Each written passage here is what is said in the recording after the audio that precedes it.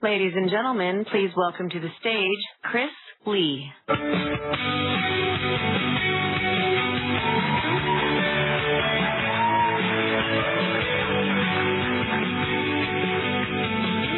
right, thanks for the warm welcome.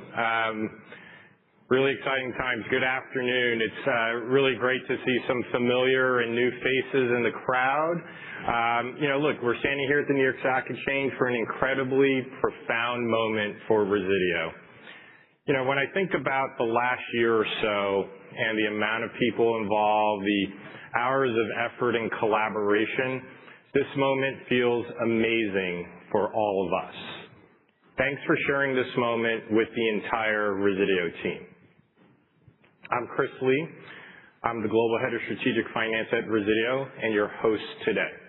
On behalf of the company, I'd like to welcome you to Resideo's Investor Day. We're so glad that you could join us in person or via the live stream.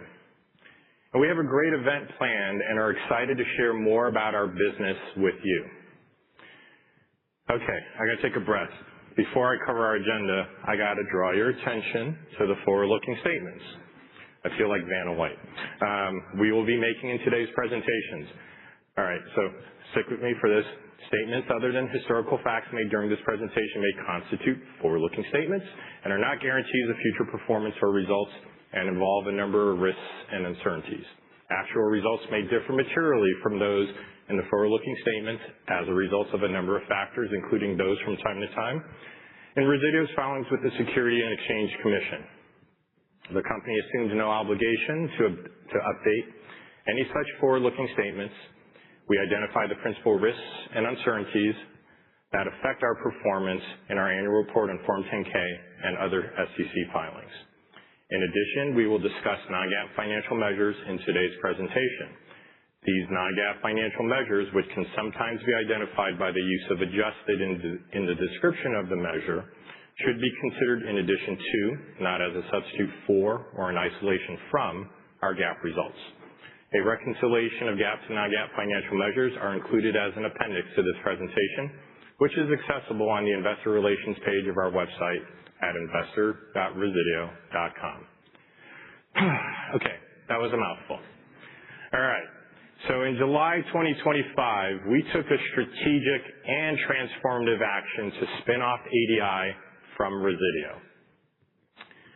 We believe this business separation sharpens both companies' focus, provides greater financial flexibility, and tailored capital allocation priorities that are directed toward their respective growth initiatives while reducing complexity.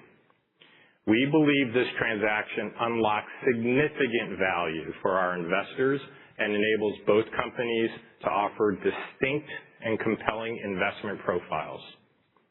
As part of the ADI spinoff, Resideo's board of directors remains largely intact. As announced this past May, the following changes to Resideo's board become effective upon completion of the spinoff. Cynthia Hostetler and Nate Sleeper will resign from Resideo's board to become members of ADI's board. We thank them for their contributions. Jay Gelmacher will resign from the Resideo board in conjunction with his retirement. We thank Jay for his leadership over the last 6 years as Resideo's CEO. Andrew Campelli and Tom Saran will be appointed to the Resideo board, and we welcome the experience and expertise they bring. During today's event, we'll look to share more about our value creation strategy as a pure-play building technologies company. As you can see on the screen, members of our executive team will discuss how we work together to create and deliver value. I'm really excited to introduce you to members of our executive team, as this may be the first time you're meeting some of them. My colleagues are accomplished executives who give us conviction about the execution we describe in today's presentation. A couple of housekeeping matters. A replay of today's presentations will be available later today on the Investor Relations page of our website at investor.resideo.com. We plan to have a Q&A session at the end of the presentation. We encourage Q&A, so please feel free to ask questions in the room or submit them if you are participating virtually. To submit a virtual question for the Q&A session, please follow the instructions noted on the live stream platform, but I'll give it to you all right now. Email investor.resideo.com and I will get your questions. And I will make sure I keep them anonymous for everyone who wants to stay anonymous. We will take as many questions as time permits, and if we're unable to get to your question, we will get back to you. We hope you walk away today with a better understanding of Resideo and share our conviction about the opportunities for Resideo to be the leader in residential sensing and controls. I personally look forward to catching up with many of you after the event. Before I hand it off to Tom Saran, the CEO of Resideo, let's play a video. Keeping millions of homes and small businesses safe, secure, and comfortable takes more than products. It takes precision engineering, proven reliability, and a network of professionals who trust what they install. That's Resideo, a global company built on more than 140 years of innovating how home systems work, moving temperature control from manual to automatic, securing homes and businesses, making home comfort simpler, giving families earlier warning, from smoke to carbon monoxide, redefining smart comfort control, and enhancing security with AI technology. Today, Resideo is building on that foundation, bringing innovation to the center of the connected home, keeping homes comfortable, helping families stay safe, improving air quality, helping prevent costly water damage, and detecting what doesn't belong. These solutions do more than work together. They create a smarter, more integrated experience for homeowners and pros alike. That's the Resideo advantage. Built on trust, positioned for what's next, and helping to protect what matters most. Good morning, and thank you for joining us. I'm Tom Saran, and I joined Resideo 2.5 years ago as the president of the Product and Solutions Division. I'm honored and excited to be named as the CEO of the company after the completion of the spin of the ADI distribution business. There were 3 reasons why I was drawn to Resideo. First, it's a control and sensing company, and I've spent 30 years of my career in control and sensing. Prior to joining Resideo, I was the Chief Operating Officer for FLIR Systems. That background allowed me to recognize the strength of Resideo's technical foundation and the importance of the problems we solve for homeowners and professionals every day. Second, one of the opportunities I saw at Resideo was the chance to reinvigorate product development. Creating innovative, differentiated solutions and bringing new technologies to market has been a central theme through my career, and it remains one of the areas that excites me most about our future. Finally, I have a personal passion for building science. I know that sounds weird, but it began when I worked in construction as a teenager. What started as a way to earn money became a lifelong interest. I was fortunate to be able to learn from the craftsmen around me and develop skills in many of the building trades. I was drawn by the ability to create something enduring and useful. In fact, it's what I love about it. That passion has never left me. Building and renovating a home is still how I spend most of my weekends. In fact, over the past 30 years, I have built or substantially rebuilt every home I have owned.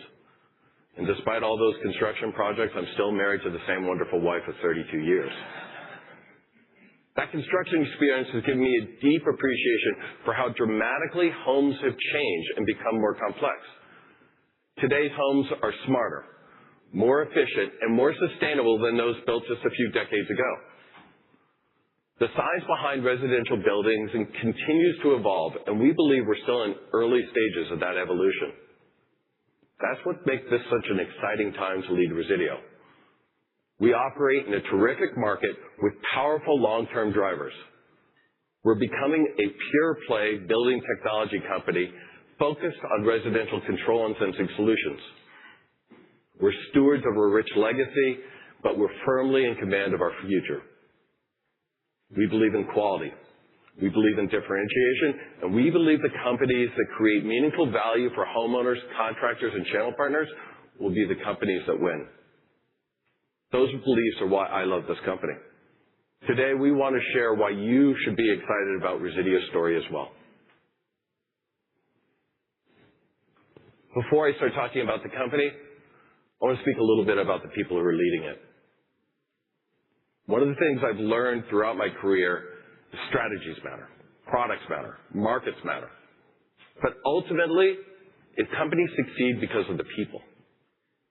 We've built a cohesive leadership team united by a shared mission and a shared commitment to our customers, employees, and shareholders. While each of us brings different experiences, perspectives, and expertise, we operate with a common purpose and a common set of values. We describe our leadership approach as a team of teams. But what does that mean? First, we're aligned around a shared purpose. Every function and every leader understands how their work contributes to our mission of delivering comfort and protection to homeowners. Second, we prioritize collaboration over silos. The best ideas and the best outcomes rarely come from a single individual or even department. They come from teams working together to solve problems and seize opportunities. Third, we communicate with transparency. We believe people perform at their best when they understand the challenges we face, the opportunities ahead of us, and the reasons behind our decisions. Fourth, we empower our organization.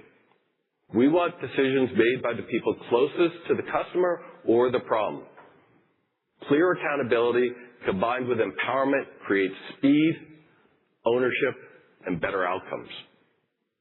And finally, we are building the processes, systems, and operating disciplines for continuous improvement. We're never satisfied with the status quo. We believe that small improvements consistently applied over time create meaningful competitive advantages. This leadership philosophy is more than a management approach. It's how we operate the company, it's how we develop products, how we serve our customers, and execute our strategy. Most importantly, it is how we will continue to build a stronger Resideo for the years ahead. A home. It's more than four walls and a roof. It is a system of systems designed for one purpose: to provide its occupants with comfort and protection. That purpose has not changed for thousands of years.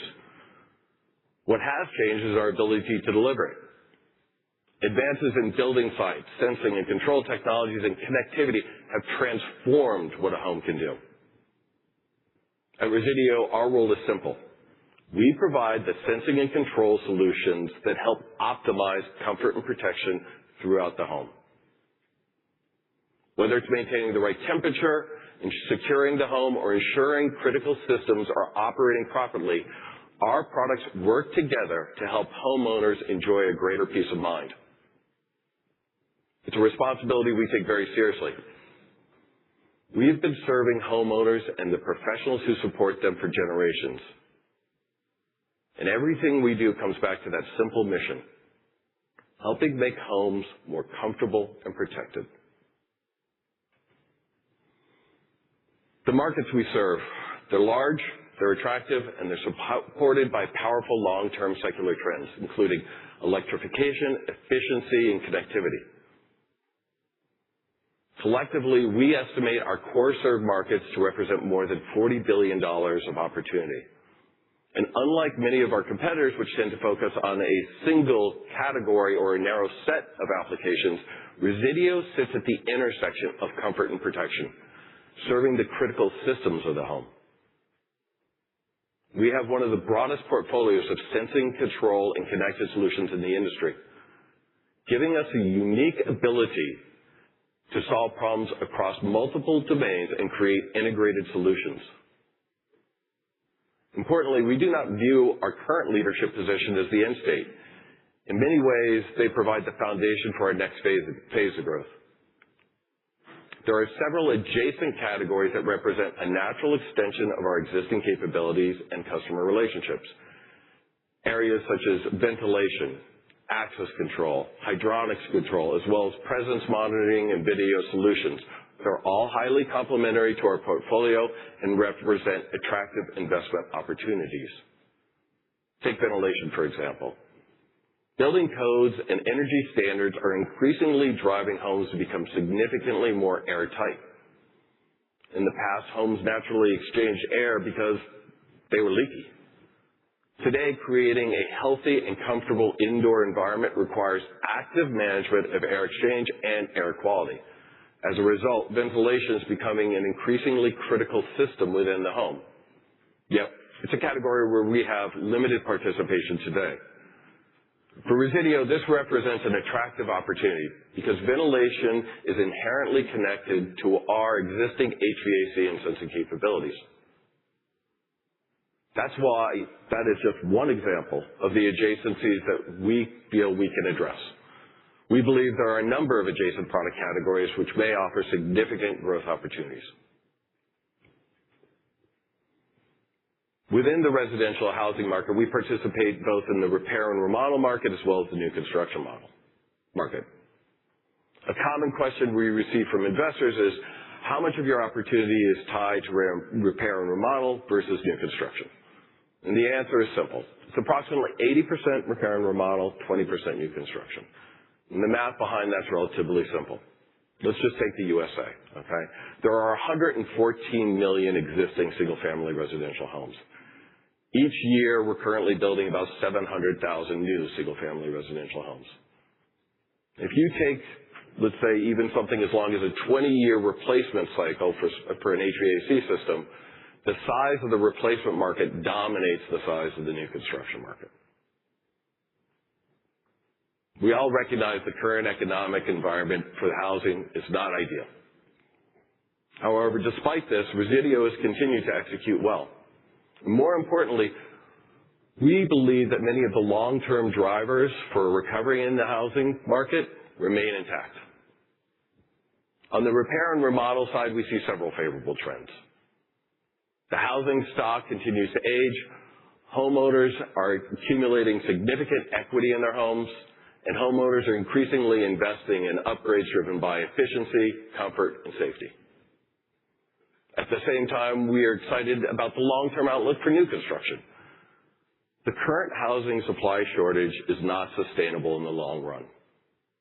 Housing starts remain below equilibrium levels as they have for a number of years now. And yet, demographic trends continue to support household formation and housing demand. As the market normalizes, we expect new construction activity to become an additional tailwind for growth. We believe Resideo is exceptionally well positioned within the new construction market. We have relationships with every one of the top 25 builders, and we're well regarded across the industry. Our products are frequently specified into homes during the design and development phase, which creates a strong foundation for future growth. We see opportunities to increase both our penetration in the homes, the number of homes, as well as the amount of content per home. In fact, over the past several years, we have consistently increased our content per home, demonstrating the value Resideo brings to the pro and builder and homeowner alike. A moment ago, I used a common refrain in building science that a house is a system of systems. A house is not simply a collection of individual products. It's an interconnected set of critical systems. They must work together to deliver the comfort and protection and savings. These systems include heating, cooling, electrical, plumbing, security, and life safety. And while we sell individual products, our products are typically much more than standalone devices. In most cases, they are the sensing and control points that determine how these larger, more complex systems perform. That leads to two important implications. First, homes are not uniform. Every home's different, every installation's different, every job site presents new challenges. It's common for a repair or installation to require several different products to get the job done, and those products need to interact seamlessly. For any problem a professional encounters on the job site, we have a solution that will let them get the job done correctly. Second, sensing and control products are often the most critical components within a system. Consider a thermostat. It may cost a few $100s, yet it determines the performance of the $20,000 HVAC system. And the same principle applies throughout the home.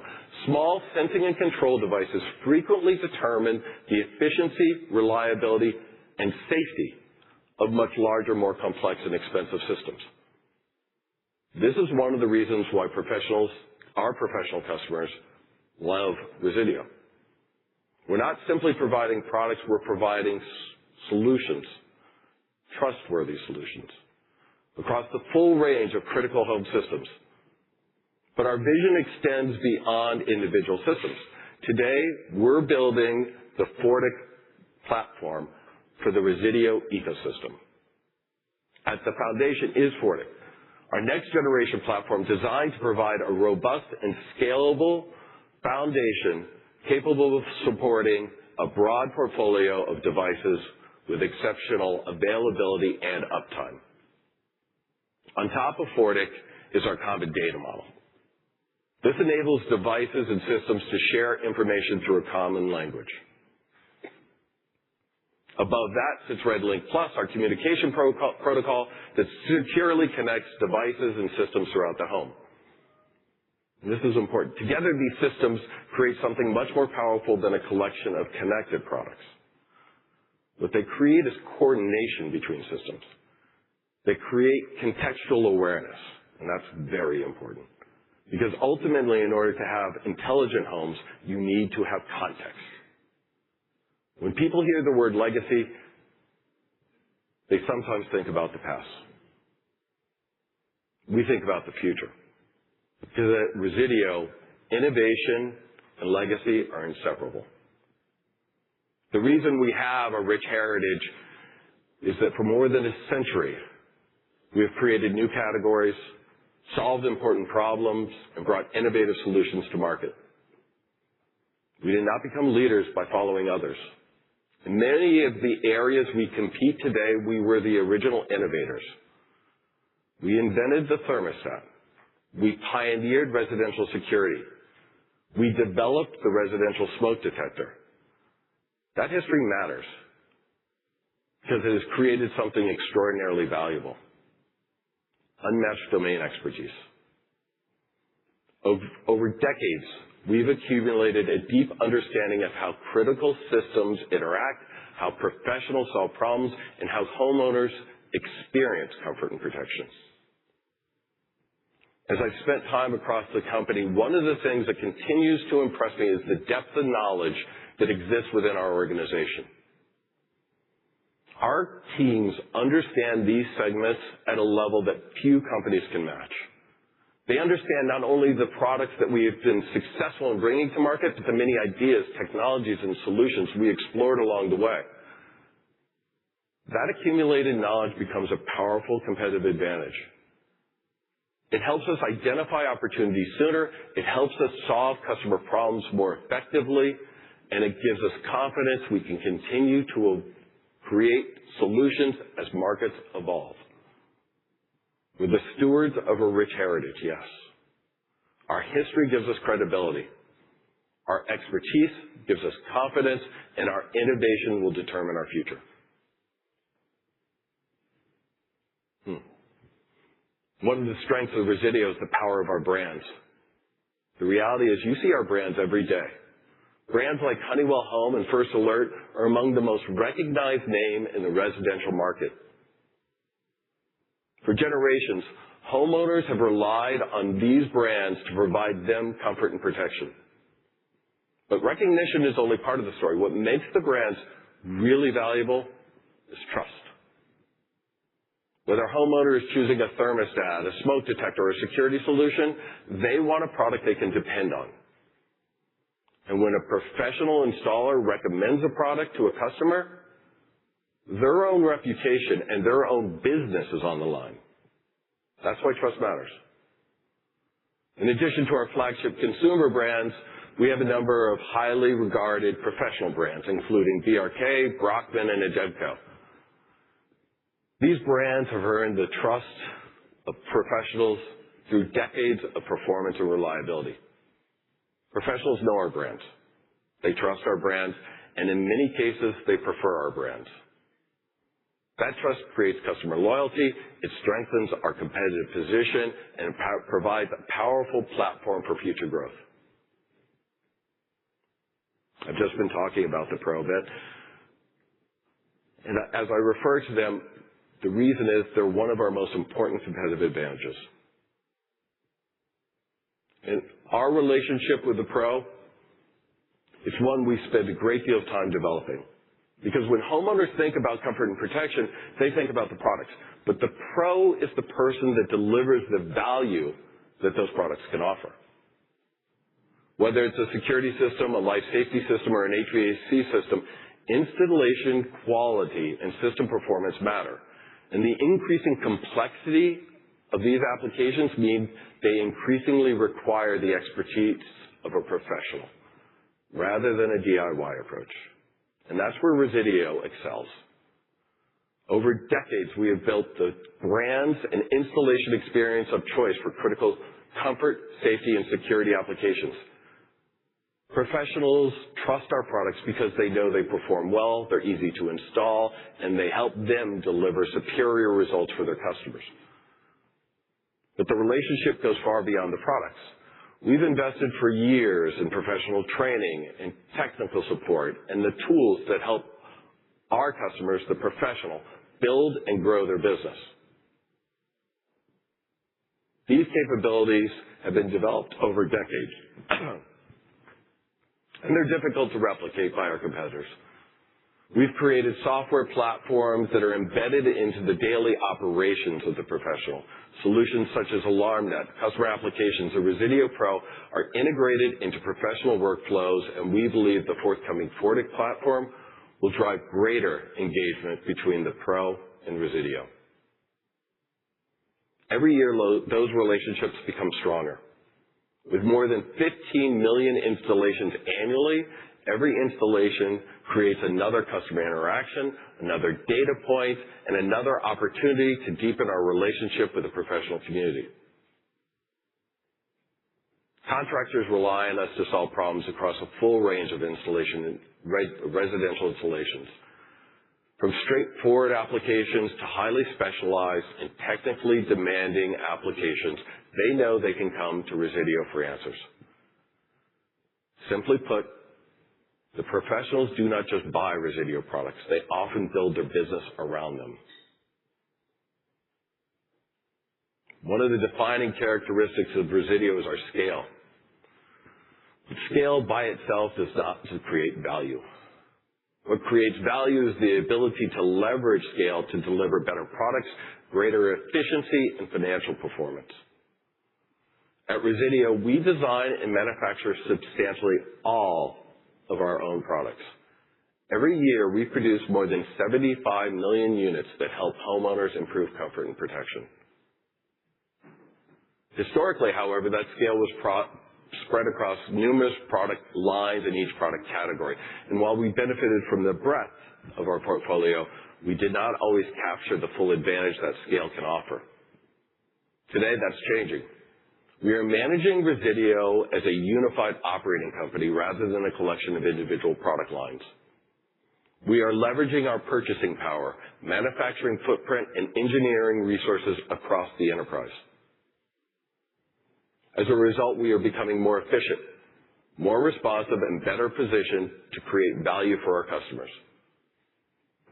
Importantly, we believe we're still in the early stages of that change, and there remain significant opportunities to further optimize our operations, simplify our processes, and increase the returns generated from our scale.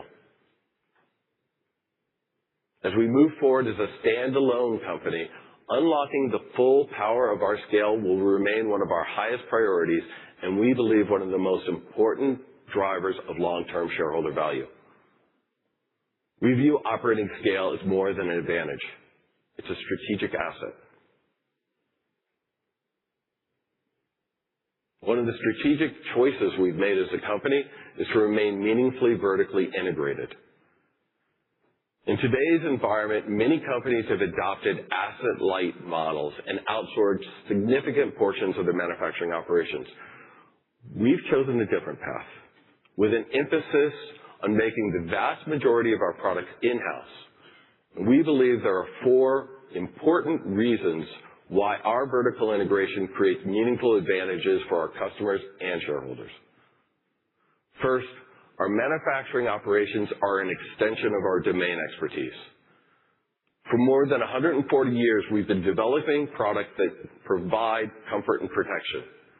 That knowledge is not limited to our engineering teams. It is embedded throughout our manufacturing processes, our production systems, and our quality disciplines. Second, vertical integration gives us greater control over quality. The products we manufacture are often responsible, as I mentioned, for the critical functions within the home. Whether it's a smoke alarm, a thermostat, or combustion control, reliability matters. By maintaining control over manufacturing, we are managing quality throughout the production process and ensure our products consistently meet the standards our customers expect. Third, manufacturing plays an important role in accelerated differentiated solutions and accelerating the development of these new products. Because our engineering and manufacturing teams work closely together, we can iterate faster. We can move product through development more efficiently, and we can bring those innovations to market more quickly. Manufacturing is not separate from our product development process. It's a critical enabler of it. Fourth, scale creates meaningful economic advantages. With more than 75 million units produced annually, our manufacturing footprint provides purchasing leverage, operational efficiencies, and cost advantages that strengthen our competitive position. As I transition today to talk about our strategy, I want to make something that's pretty important. The strategy we'll be talking about today is not new. It's what we've been doing for the past 2.5 years. And while we have specific strategies related to each of our product categories, the 4 pillars I'll be talking about today represent the common framework through which we guide our decisions across the entire company. The first pillar is accelerating differentiated solutions or differentiated products. The key word is differentiated. We're not interested in creating generic products. We are focused on developing solutions that solve meaningful problems, create value for our customers, and ultimately delight the homeowner. We believe innovation should be purposeful, and we believe differentiated products create both competitive advantage and superior financial returns. The second pillar is focusing on the professional. You've heard me talking about it. As we've discussed throughout this presentation, the professional is central to our business model. And when we talk about focusing on the professional, we're talking about viewing every decision through their lens. How do we save them time? How do we help them solve the broadest possible range of customer problems? How do we help them create happy, loyal homeowners? Because when the professionals succeed, we succeed. The third pillar is expanding geographically. And while we have leadership positions in many of the segments we serve today, we have not pursued all geographies equally. For example, our smoke detectors sell primarily in the United States, whereas certain categories of our water products sell predominantly in Europe. The reason for that non-uniformity has little to do with the markets or the product requirements. It has to do with prior management decisions. As a result, though, there are significant opportunities for us to increase our participation in existing markets around the world. As a company, we need to think more globally. We need to leverage our investments that we make across multiple regions and apply best practices across markets. and thereby expand our participation in these international opportunities. The fourth pillar is leveraging our scale. Scale allows us to invest more in innovation, provide greater value to customers, and operate more efficiently. It is one of the most important competitive advantages we have, and we intend to leverage it aggressively. These four pillars work together. Differentiated products strengthen our value proposition. A deep understanding of the pro drives adoption, geographic expansion broadens our opportunity set, and scale enables us to execute more effectively and create greater value. As a standalone company, we believe these strategies position us to accelerate growth, improve profitability, and create long-term shareholder value. Up to this point, I have focused on what we are doing and why we believe Resideo is uniquely positioned to win. But ultimately, strategy only matters if it produces results. We believe the actions that we've been discussing today allow us to target mid-single-digit revenue growth even without a significant improvement in the economic environment. At the same time, we believe these initiatives will drive meaningful margin improvement. As we continue to improve our product mix, increase our operating efficiency, and execute with greater focus as a standalone company, we have set a goal of increasing adjusted EBITDA margins to the 23 to 25% range. Importantly, this is not dependent on a perfect macroeconomic environment. While we would certainly benefit from a stronger housing activity and improved market conditions, our strategy is designed to create value in a variety of economic backdrops. In summary, we believe the answer to creating long-term shareholder value is to deliver better long-term profitable growth through economic cycles, maintain durable competitive advantages, and continuously increase the value we deliver to our customers. Our conviction in this is supported for the following three reasons. First, we occupy a unique position within the home. Our products touch many of the critical residential systems, including air, energy, water, safety, security. Few companies, if any, have as broad a footprint across the home.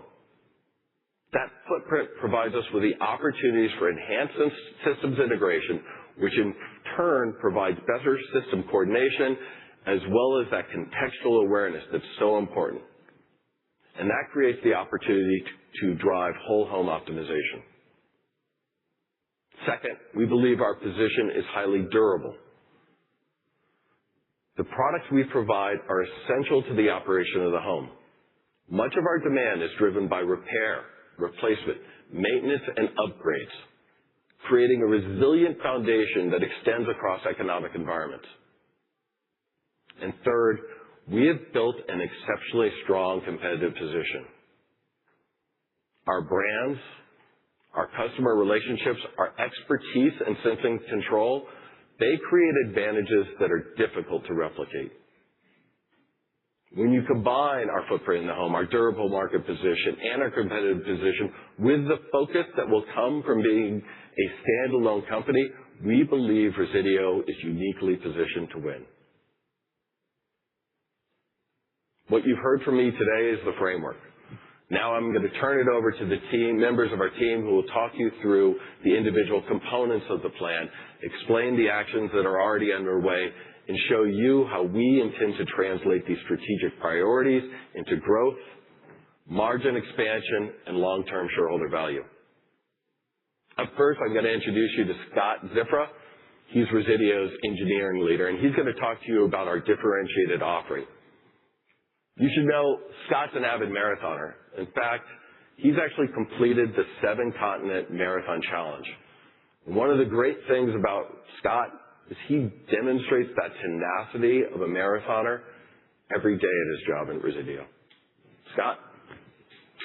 For generations, our innovations have set the standard for comfort and protection. Today, Resideo carries that standard forward with products designed to do more, like smart thermostats with larger displays, video doorbell integration, radar that senses your presence, not just motion, and standardized mounting plates that make installation a snap. We save pros time with one-tap configuration and help them build customer loyalty. And we harness the power of a single flame, generating electricity to help deliver hot water safely and reliably. Beyond comfort, our products detect smoke, carbon monoxide, and security events at scale, supporting millions of homes and businesses every month. That kind of innovation has earned more than the trust of pros. It's earned the trust of manufacturers throughout the industry. Across these systems, we connect more of the home with RedLink Plus, our industry-leading wireless protocol that communicates through walls and floors. This technology brings range, security, and speed of installation to our professionals. And homeowners benefit from richer integration between devices.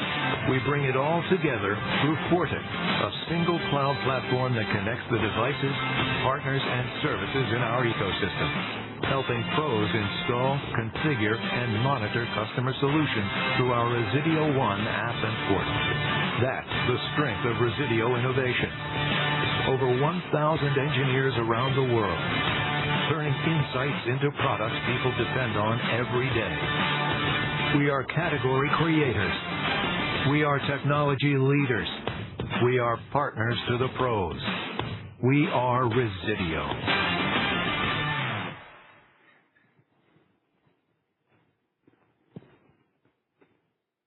Turning the dial on that T87 round thermostat. That's a core memory for so many people, isn't it? It's simple. It's iconic. It's Resideo. Good afternoon. I'm Scott Ziffra. I lead the engineering team. I joined Resideo about 6 years ago. And from developing communication systems for first responders to powering AI-scale data centers, I've built a career obsessing over technology that simply works. That same principle, reliability, simplicity, trust, it's what powers everything you just saw, and it's what's driving our next generation of products. Your home, one of the most important places in the world. It's deceptively simple till it's not, right? Homes are actually one of the most difficult technology environments on the planet. It's a system of fragmented systems. Every home is different. Every installation is different. It's the place where hardware, software, buildings, and humans all interact. And we don't see an end to this complexity. If anything, it's growing. We face ever more stringent regulation demands for greater efficiency. And at the same time, we're all using our homes differently, spending more time at home, greater variability in how we use our homes. And you know what? We love it. Over decades, we've developed deep expertise in how homes actually operate, not in some lab, but across over 150 million homes and small businesses, over 150 million unique environments, over 150 million edge cases. That experience has shaped our technology, our roadmap, and it forms the foundation for the differentiation that you'll see today. Our product philosophy is simple. Great products create value. Connectivity amplifies that value, and then intelligence compounds that value. At each level, we're developing a closer and more enduring relationship with our homeowners and our professionals. We start with the foundation of award-winning, industry-leading, best-in-breed products. These solve hard, important challenges. We then connect these devices. It started with RedLink, our own wireless protocol purpose-built for home comfort systems. And that matters. The home is not an easy networking environment. It's walls, it's floors, it's interference.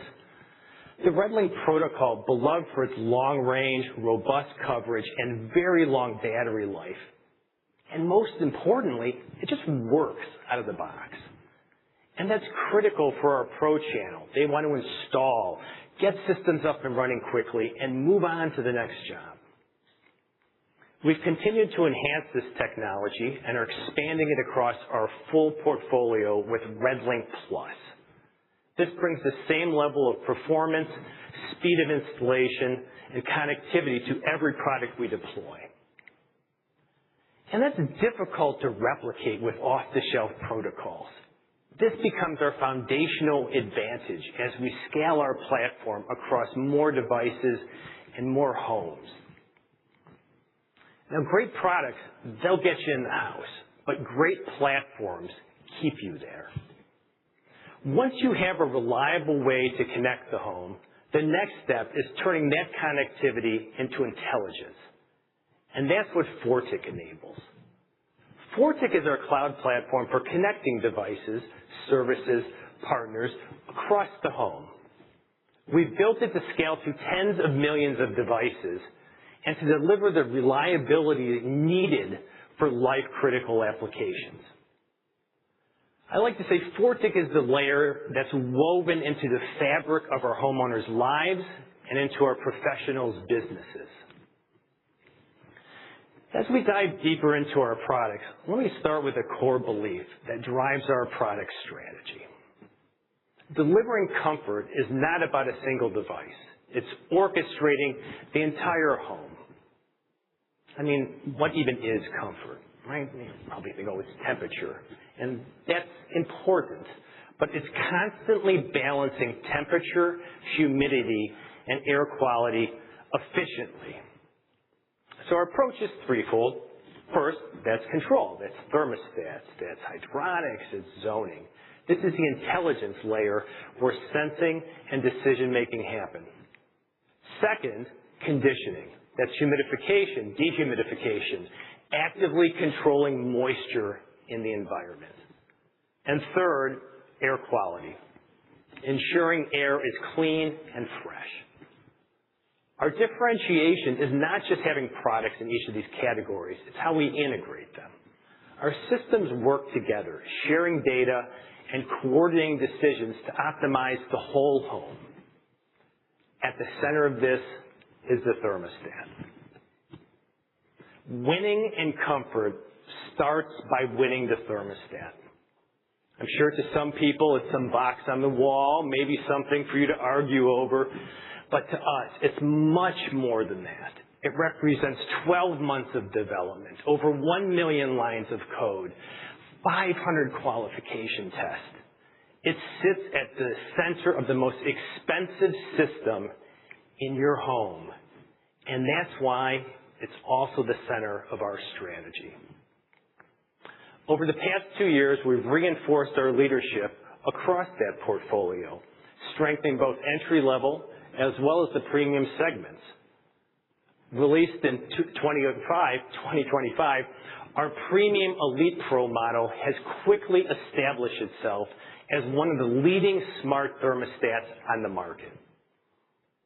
We're building upon our strength in thermostats to expand into the broader system, extending into conditioning, where we recently released one of the most efficient and easiest to install dehumidifiers on the market. And soon to follow will be a refresh of our humidification portfolio. In air quality, as Tom mentioned, we're pursuing growth opportunities in both filtration as well as ventilation. Finally, as we update our thermostat portfolio, we're greatly reducing the complexity from over 40 families to 5 global platforms. These platforms mean faster innovation cycles and greater scale efficiencies. We have a video that plays in our Aurora, Illinois office. And in it, a fighter says, "We need people on the worst day of their lives." I like to think that our mission, my job, is to ensure that day never happens. And that's really how we think about protection, not as a set of products, but as a system designed to prevent, detect, and respond before small issues become major events. In security, we provide the full system. That's panels, sensors, video, and importantly, monitoring. Monitoring creates a continuous connection to the home and is a meaningful source of recurring revenue for us, while delivering ongoing protection to the homeowner. We extend that into safety with smoke, carbon monoxide, and gas detection, providing against life-critical risks. And finally, leak detection, helping prevent one of the most common and costly sources of damage in the home. The key point is these are not standalone products. They're designed to work together as an integrated system, allowing us to move from reacting to problems to helping prevent them. We see a significant opportunity in security and safety, but our approach is different from traditional point solutions. Our strategy is to develop a fully integrated whole home solution. This starts with next generation intrusion and monitoring, but it extends well beyond that. We're building a broader ecosystem that includes video, access control, and leak detection, all working together in a coordinated system. We've recently introduced video solutions for both homes and small businesses and have next-generation all-in-one and hybrid panels in development. And we're integrating all of this into Fortic, delivering a more complete solution for homeowners and a simpler, more powerful offering for our professionals. A security system can involve installing dozens of sensors. The low latency of Fortic allows sensors to be added in seconds. And just like in comfort, we're leveraging global platforms to speed product development and reduce costs.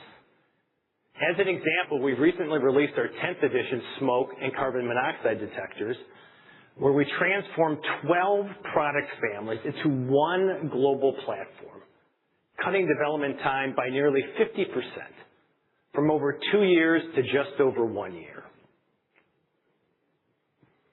So Fortic is the intelligence layer. Our apps are where that intelligence shows up every day. This is where we turn connectivity and system understanding into an ongoing experience. On the pro side, our applications simplify installation. They'll provide advanced diagnostic, and they create a direct connection to the homeowner for the pro. For homeowners, our apps deliver a seamless experience across comfort and protection, providing insights, energy savings, and increasingly proactive protection. It creates continuous engagement. It's how we stay connected to the home, not just over time, and not just at install, but over time. So now imagine you're a contractor and you're building out a new subdivision. You've got dozens of technicians who are installing hundreds of thermostats. Each thermostat may require over 100 configuration settings, and each one of them needs to be done quickly and consistently. Through our Bluetooth-enabled configuration tool, we've reduced what may have taken 15 minutes to mere seconds. You literally walk up to the thermostat, pull your phone out, click in the app, you're done. One of the biggest constraints in this industry is access to labor in the pro channel.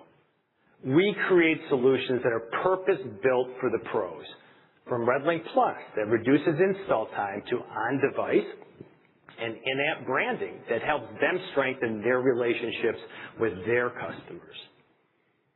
We also provide diagnostics, system insights, and a direct connection to their installed base. We become integrated into how they run their businesses. It becomes part of how they install, how they service, how they engage with their customers. You know what? Once you're embedded in those workflows, it's very difficult to be replaced. We tie this all into a concept we call labor, loyalty, and leads that Scott Harkins will talk about in detail in his section. But it all starts with quality. As an engineer, I cannot begin to tell you how it feels to hear a customer say, "My family is alive today because of your product. That's not marketing. That's a standard we aim to meet every single day. We take that responsibility very seriously and as a commitment that's recognized by our customers. Amazon needed someone to design a thermostat. They turned to Resideo. Google needed someone to design a smoke detector. They turned to Resideo. Over 100,000 professionals across the world trust Resideo for their businesses, their customers, their families. Delivering 24 million smoke detectors a year, that's hard. Processing 50 billion cloud transactions per month is hard. It requires deep engineering expertise and disciplined manufacturing. And that's why quality for us is not just operational excellence, it's a core part of our differentiation.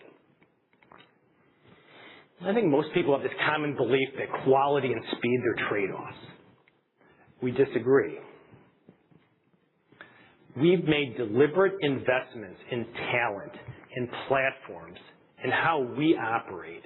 We've added over 130 engineers, bringing the team to just over 1,000. We've increased R&D by over 130 basis points to roughly 5% of revenue. We've invested over $100 million in platform and core technologies. These investments have translated into execution, into velocity. The impact is clear. We're delivering products 30% faster than prior generations, and we've tripled NPI revenue since 2023 to over $900 million. You know, for all this talk about smart homes, most homes today are actually pretty dumb. What we're building is the shift from pure connectivity to a home that actually understands context, behavior, intent. And what you see on this slide is that evolution. We start with the connected home, devices that can sense and respond. We then move to a coordinated and contextual home where those systems work together, making better decisions about real-world conditions. And ultimately, we move to a cognitive home where the system understands, reasons, and acts. We're adopting AI today to turn device and system data into actionable insights. From identifying activity in video streams, for example, to proactively detecting water leaks, automatically shutting off the water supply before significant damage occurs. To be clear, AI is an enabler, but the real value comes from how our understanding of the home actually operates, our models, our data, our algorithms. That's what ultimately creates new value and differentiation. Let me walk you through a quick example. So I'm sure we've all experienced this. Your HVAC system fails, your furnace, your air conditioner, and it's always at the worst possible time, like 9 p.m. on a weekend. The industry is largely reactive. That's expensive for you. That's expensive for our pros. What if there was some sort of check engine light for the home? Something that could tell you a problem is happening before it actually fails. That's exactly what we're doing with ProIQ Predict. We're leveraging building science, machine learning, and deep HVAC equipment experience to predict and notify when a piece of equipment is about to fail. The benefit is clear for homeowners. Fewer surprises, fewer emergency repairs, a more reliable home.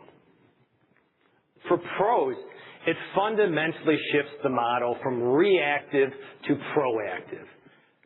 They can schedule service in advance, arrive with the right parts, and complete the job faster and more efficiently.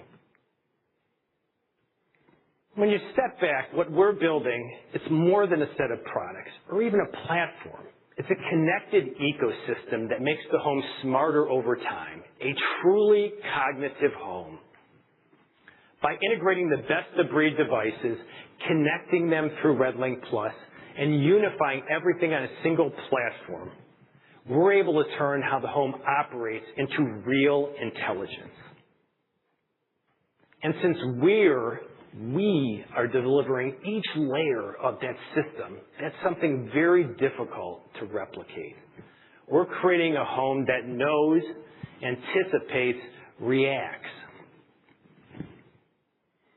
Building on over 100 years of innovation, our engineers around the world are solving hard problems. And they are doing it at speed. We don't just build products, we understand how homes actually work. That understanding becomes our data, our insight, and ultimately our advantage. We take this foundation and compound value over time, starting with great products, extending through connectivity, and building towards intelligence. And that leads to where we're going. We're building a home that understands, anticipates, and acts. And ultimately, this connected ecosystem, connectivity, platform, intelligence, it doesn't just add value. It creates a durable, compounding advantage that's very difficult to replicate. So I'm going to close by sharing a little secret. Product people, we can tend to be an obsessive bunch. Wherever we go, we like to see our products in the wild. Whose smoke detector is on the ceiling, or whose door sensor is there. I'll be at dinner with my wife. She's talking to me, and I'm looking past her. Whose thermostat's on the wall there? But here's the thing. After doing this for so many years, in many homes, I've realized you're never far from a Resideo product. And once you see it, you start to notice it everywhere. So when you go home tonight, look around. Look at your walls, look at your ceilings. If you've got it, look at your basement. Look for Honeywell Home. Look for First Alert. Look for Resideo. As chances are, we're already there. And if you find one, there's a good chance our next speaker, Senior Vice President of Sales and Marketing, Scott Harkins, has something to do with getting it there. With more than 30 years at the company, Scott has spent his career earning the trust of our professionals. And many of those relationships have grown into lasting friendships. Scott will take the stage after a short break. Thank you.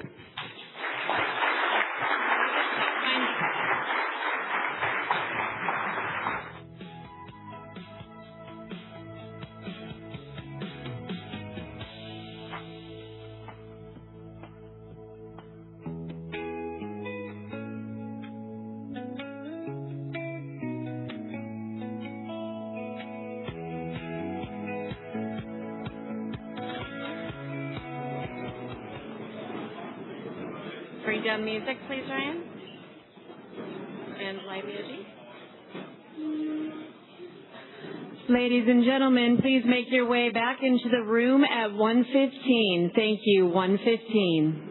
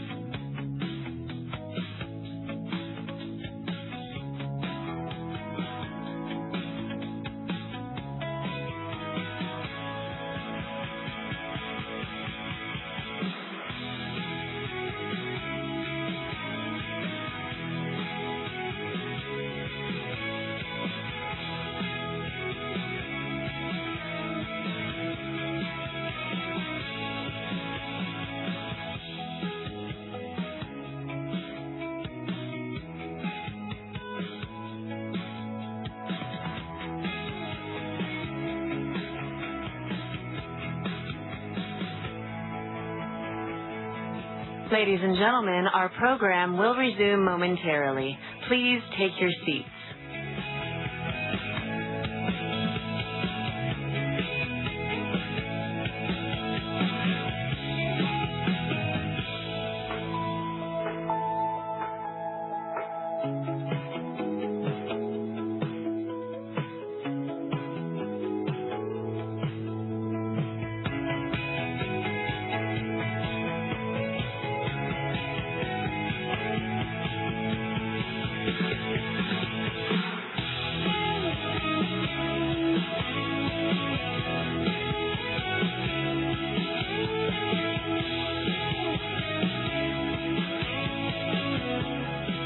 Ladies and gentlemen, our program will resume momentarily. Please take your seats.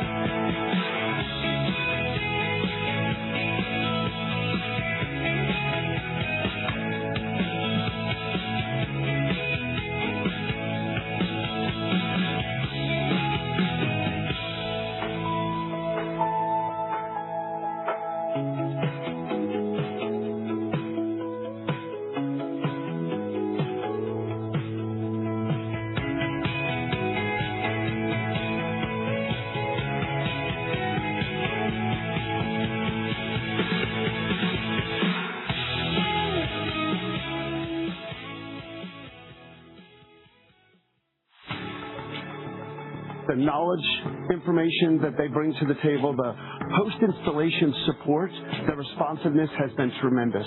My company has grown tremendously because I chose to be a First Alert partner with the Resideo team. The partnership with Resideo throughout the years has really been very dynamic. So they come in and they evaluate what you need, where you're at today, and that's the type of partnership that Resideo has always offered us, is that partnership that's going to be with us where we're at today and help us get to the next level. Lennar builds over 80,000 homes, and so it's really important that the companies that we have elevated relationships with bring a lot to the table, and we feel like our relationship with Resideo does that. The Resideo products that use the RedLink technology make it very efficient for us to connect our customers' systems throughout their home without having to go through walls, especially in the absence of wiring, broken wires, things like that. With the Resideo line, we've noticed that our technicians are really excited. They're excited to sell it. They're excited to install it. They look at it as a service that we can provide to our customers. We've been longtime partners with Resideo going back, to the First Alert days, 20 plus years ago, and they've always been our go-to partner for our security alarm needs. I've been putting in Resideo products for a while, and they've got a great track record. It's a quality product, which is why it is my go-to thermostat. The Resideo product allows me to install in a timely fashion. It allows me to get to more customers throughout a day and get them online. At our scale, we always have to take one step ahead of the competition. Years ago, we made the decision that we're only putting in Wi-Fi thermostats. And now we've made the decision that we're only putting in the newest and latest and greatest Resideo thermostat that I can see the doorbell from, and that's our standard thermostat across all lines. So having that better technology today helps keep us one step ahead of the competition. In working with Resideo, our trust level is beyond any other control manufacturer that we've got. They've consistently proven to us that they have not only the platform, but the software behind it, so we really can take a look at our customers' equipment and quickly find out what the issues may be. We're very pleased with the Resideo product line and the support they have. Ladies and gentlemen, please welcome to the stage Scott Harkins.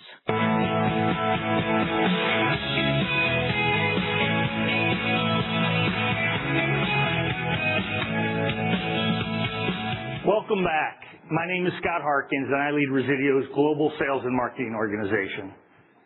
I am a 30-year veteran of this company, having joined in 1995 as part of Ademco and through its evolution to Honeywell, and then the Resideo spinoff in 2018. You could say I have had front row seats to our transformation. And that long tenure gives me a unique perspective on both our past and on our future, and it makes me somewhat of a company historian. Over that time, I've led sales and marketing organizations. I've managed a $700 million P&L, and I've helped build our connected home software organization.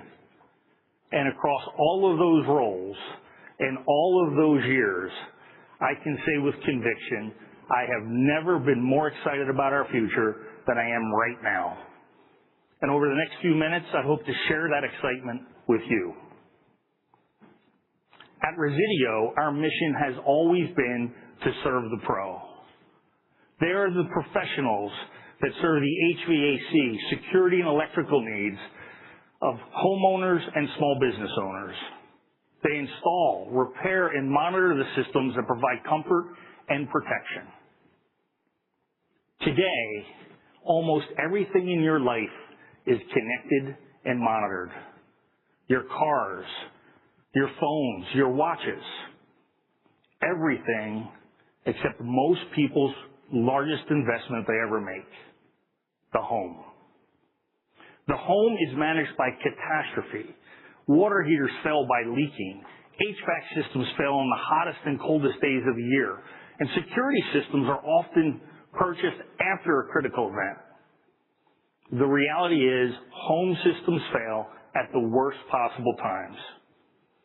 And that's when our pros show up. That's when the pro becomes the hero of the home.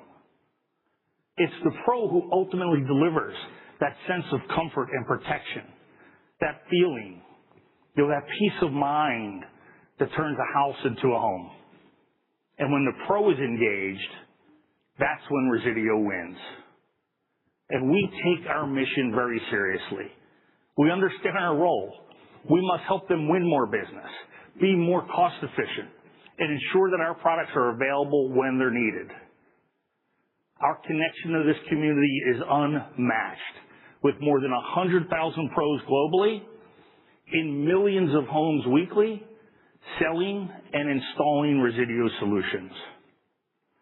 For decades, we've been their trusted partner, supporting them with reliable pro-first solutions and investing $10 million a year in training and education.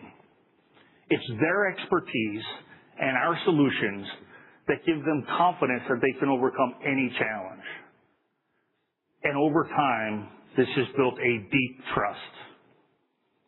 In today's world, it's unusual for someone to spend their entire career with one company.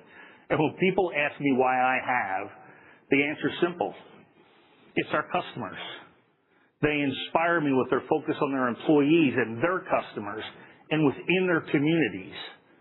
Today, you'll hear about technology and channels and innovation in supply chains. And all of that is obviously important.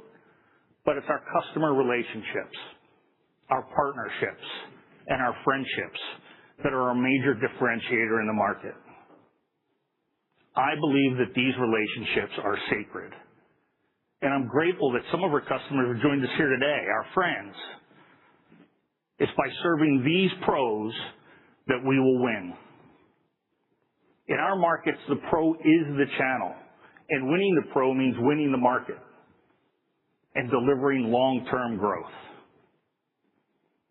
Our brands are trusted by pros worldwide who choose what gets installed, and that trust drives our performance. As Tom said earlier, we've been innovating for a very long time. We've launched our first thermostat in 1885, our first security solution in 1929, and our first smoke detector in 1964. These brands, Honeywell Home, First Alert, and BRK, represent quality, reliability, and performance, attributes that matter to the pro when failure is not an option. And they resonate not only with pros, but also with homeowners, helping pros win the home and reinforcing their credibility with consumers. This brand equity was built over decades by working alongside our customers, understanding their challenges, and delivering solutions that solve real-world, everyday problems. And we continue to strengthen our brand equity today through innovation. A great example is innovation that we brought to a simple thermostat wall plate. Our UWP wall plate makes every thermostat installation exactly the same. This innovation takes time out of every install, it reduces installation errors, and it makes future upgrades fast and friction-free. Professional contractors have responded by installing over 30 million units. Think about that, 30 million units. That is an overwhelming response from the HVAC community. That is how we build our brand, not just through awareness, but through performance that drives productivity and profitability for the pro. Every week, I receive articles on fires and burglaries and carbon monoxide poisonings that happen around the world and have real impact on people's families. And they're completely avoidable. I am proud to be associated with these brands and the pros that install them, all in an effort to help people and protect homes. In our markets, trust isn't built through marketing. It's built through performance in the field. And after 30 years, I can tell you, this level of trust and brand equity is incredibly difficult to duplicate. It's the kind of trust that money can't buy. Our channel strategy gives us unmatched access to those pros, and it ensures we capture demand wherever and whenever it occurs. We serve the pro through 5 channels: security, HVAC, electrical, retail, and OEM. This makes us unique in our markets and allows us to participate in virtually every system in the home. And each of these channels is served by a network of distributors that was built over decades. And today, that network spans more than 30,000 locations. In fact, in the U.S., over 90% of our contractors are within 15 miles of one of our distribution partners, and therefore within 15 miles of one of our products. 15 miles. That proximity matters. To our customers, the job can't wait. If the product isn't available, the sale could be lost. We complement that network with products in more than 7,500 retail locations, serving consumers and pros who choose that channel, and a strong OEM channel that supplies leading manufacturers that rely on Resideo's technology to create value for their own solutions. Together, this multi-channel approach ensures that regardless of how the pro chooses to buy, we are present and positioned to win. The scale of this distribution network also unlocks a platform to launch new products at speed and at scale. This means we can bring new innovations across entire regions, maximizing our pro engagement and launch in just days. In fact, last year, working with our HVAC distributors in the U.S., we launched a new indoor air quality product, a dehumidifier, and the results speak for themselves. We have delivered exponential growth with clear gains in the indoor air quality category. And in Europe, where our water solutions are the backbone of our portfolio, we worked with our distribution partners to launch the industry's first lead-free water filter. And once again, the results were amazing. It delivered immediate incremental growth. That's the power of our distribution network. That scale, coupled with a level of proximity and channel breadth, is a deep and durable moat, and it is structurally difficult to replace, and a key reason why no competitor has. Over the past 5 years, we've delivered a consistent baseline of growth across a wide range of market conditions. That consistency is not accidental. It's the result of a deliberate and repeatable growth strategy built on 3 strategic pillars: everyday growth drivers, strategic expansion, and macro trends. These pillars create a balanced growth model combining growth, expansion, and tailwinds. We have a proven growth engine and a clear path to accelerate it. And I'll go a little bit deeper into each of these categories. Our first pillar is compelling everyday growth drivers. This is the core engine that drives our business every single day. It's the growth we generate driven by execution and not dependent on macro trends. This everyday effort has 3 primary levers. First, expanding wallet share. Our portfolio spans multiple categories, and it creates natural upsell and cross-sell opportunities. So by introducing more of our solutions to our customers, we can increase the share of each Pro interaction. Second, competitive conversions. We operate in competitive markets, and we've developed a disciplined approach to competitive conversions. Our new product innovations lead those efforts to deliver and win new customers and drive incremental growth above our baseline. And finally, demand generation. We have built a world-class demand generation capability focused on influencing end markets, not just the Pro. We target segments like residential new construction, property management, and insurance markets, where decisions are made upstream. These customers specify our solutions, which are then installed by our Pros, creating pull-through demand across our channels.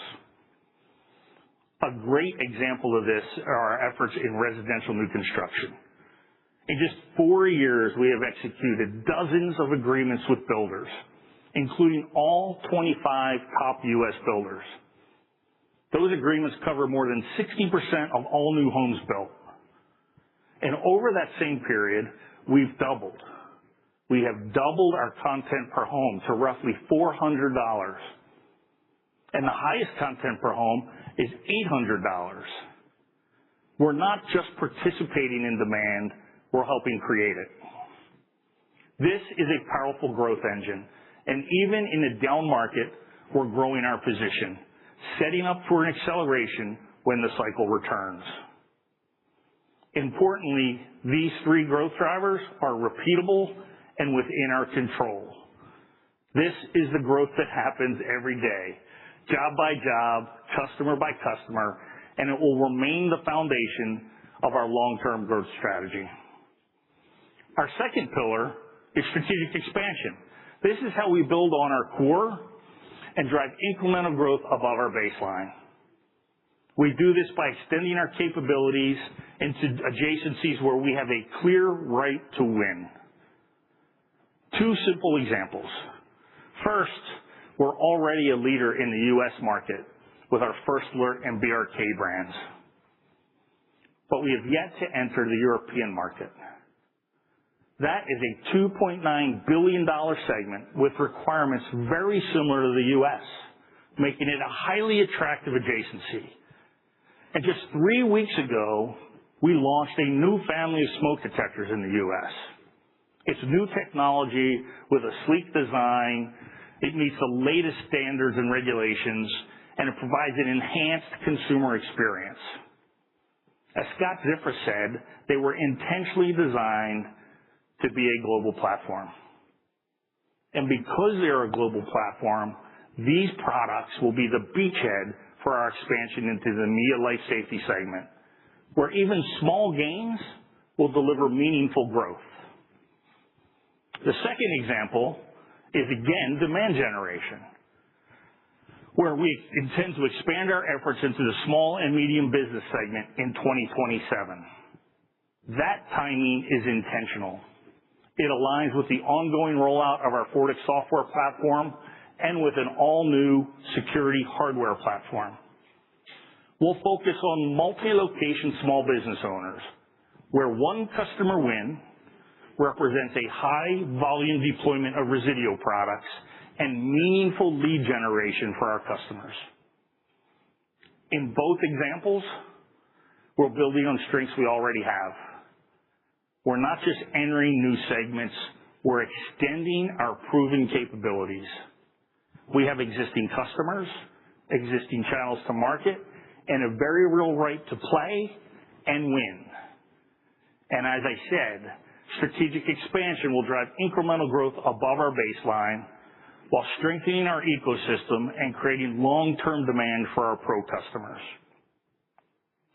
Our final pillar are macro trends. These are the powerful forces that increase demand for our solutions and ultimately amplify our growth. There are three primary trends that impact our industries.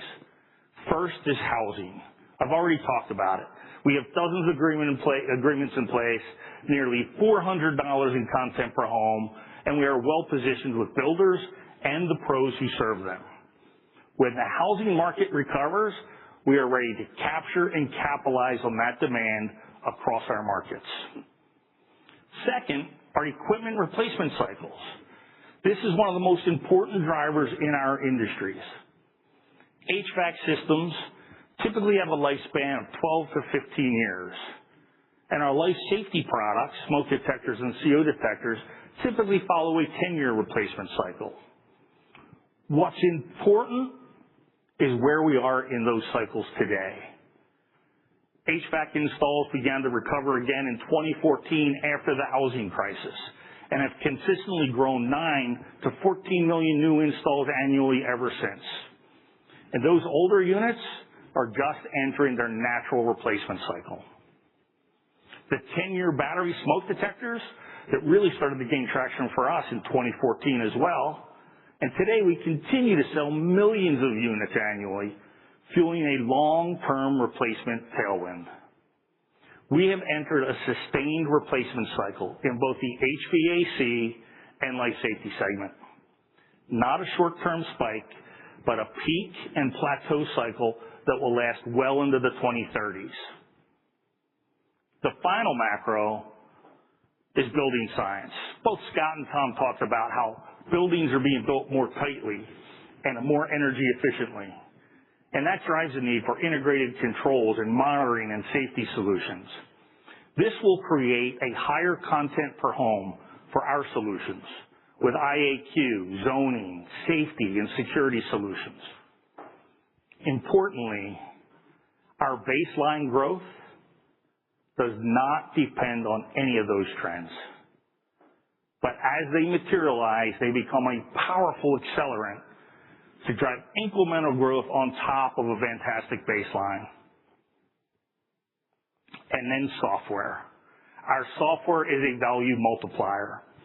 Our software ties it all together. It's a layer on top of our hardware that unleashes and maximizes value for our pros. I have been involved with the smart home since the 1990s, and over that time I've seen many companies make the same mistake. They think that the power of the smart home is in the consumer app. And of course, the consumer experience is critical. In fact, our app is rated at 4.8 stars on the Apple Store, one of the highest in the space. But the real value, the true value of the smart home is what the software does for the pro, and by extension, the consumer. I have had thousands, probably tens of thousands of conversations with customers, and I ask them the same question every single time. What are the biggest challenges you face? and their answers are amazingly consistent. Labor, leads, and loyalty. Labor? Our pros are facing a significant labor shortage.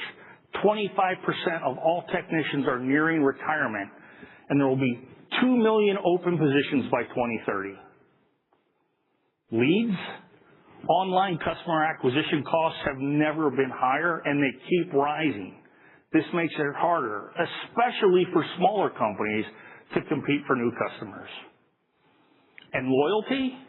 Long-term customer relationships are increasingly difficult to maintain in a world where a customer can be lost to an online search, crippling the lifetime value of that client.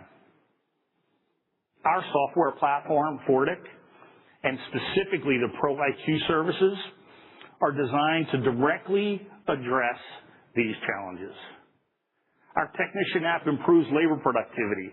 It reduces installation errors, minimizes truck rolls, and helps upskill new technicians, allowing pros to do more with fewer resources. We embed the pros brand directly into our consumer app, where every interaction becomes a brand impression between that homeowner and that pro. It reinforces their relationship, creating a persistent connection that consistently associates comfort and protection with that pro's brand in ways that a billboard or a truck wrap never can. And with predictive analytics that Scotty Z spoke about, ProIQ enables a transformational shift from reactive services to proactive engagement, identifying issues before they become catastrophes, and creating leads within a pro's existing customer base. That means fewer emergency calls, more efficient service calls, and better outcomes for the pro, and more importantly, for the homeowner. Instead of a one-time transaction, software enables an ongoing 24/7 relationship between the pro and the homeowner. It is a fundamentally better model, and it has powerful implications. It drives higher retention rates, increased lifetime value, and expanded opportunities to deliver recurring revenue. The smart home won't be one in the app. It'll be one with the pro. And in doing so, it will unlock a new level of growth for Resideo. In closing, we have built long-term trusted relationships with over 100,000 pros globally. Our focus on the pro is our competitive advantage. It's the foundation of our competitive moat. Our products are accessible through 30,000 outlets, giving us unmatched reach into markets. And our brands are trusted by pros and consumers. Our pro-first approach drives innovation that delivers value where it matters. And our sales strategies consistently deliver growth without the benefit of macro tailwinds, and it will accelerate when they return. Resideo is a long-term growth story. It's built on the pro, it's scaled globally, and it's positioned to compound value for both our customers and our investors. In recent years, I've become a fan of the story of Sisyphus from Greek mythology.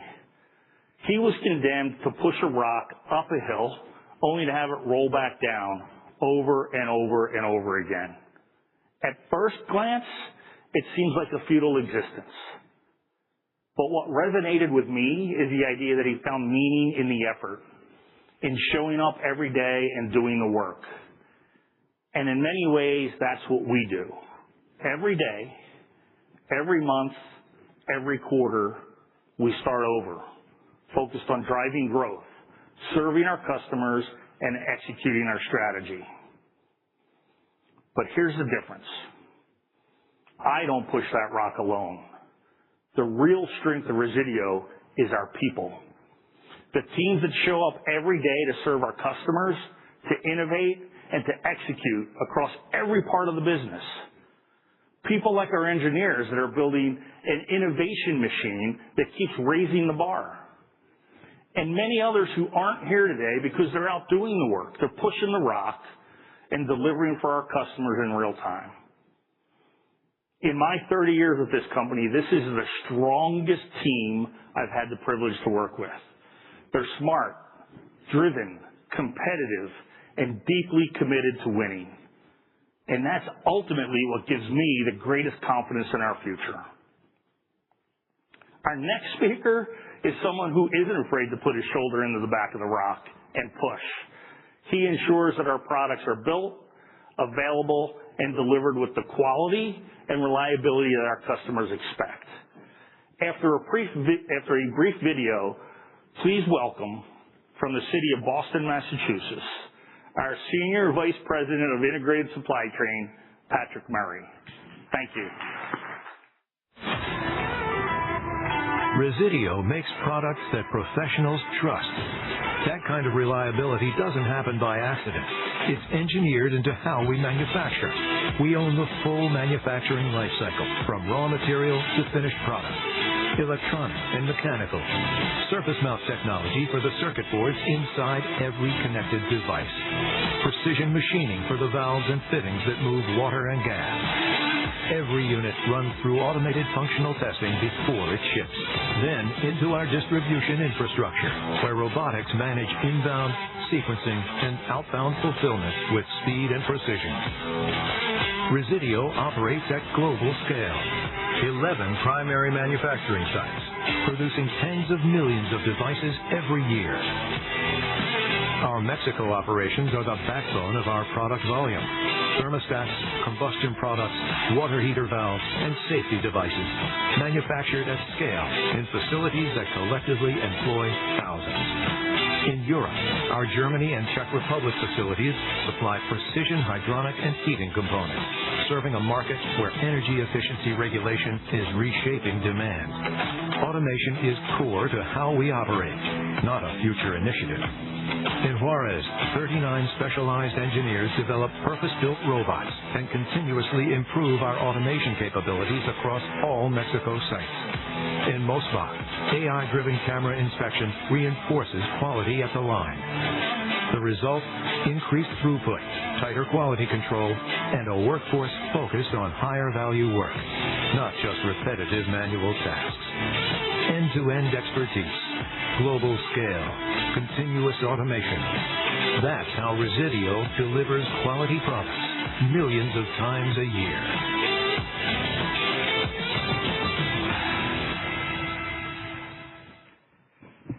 Good afternoon.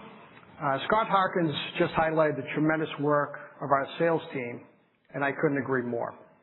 I'd like to think Scott's team makes the first sale, while every following sale is made by the operations team by delivering high-quality products on time, every time. I'm Pat Murray, and I lead the integrated supply chain and IT teams at Resideo. For the first 25 years of my career, supply chains were boring. No one really cared how products were built and delivered.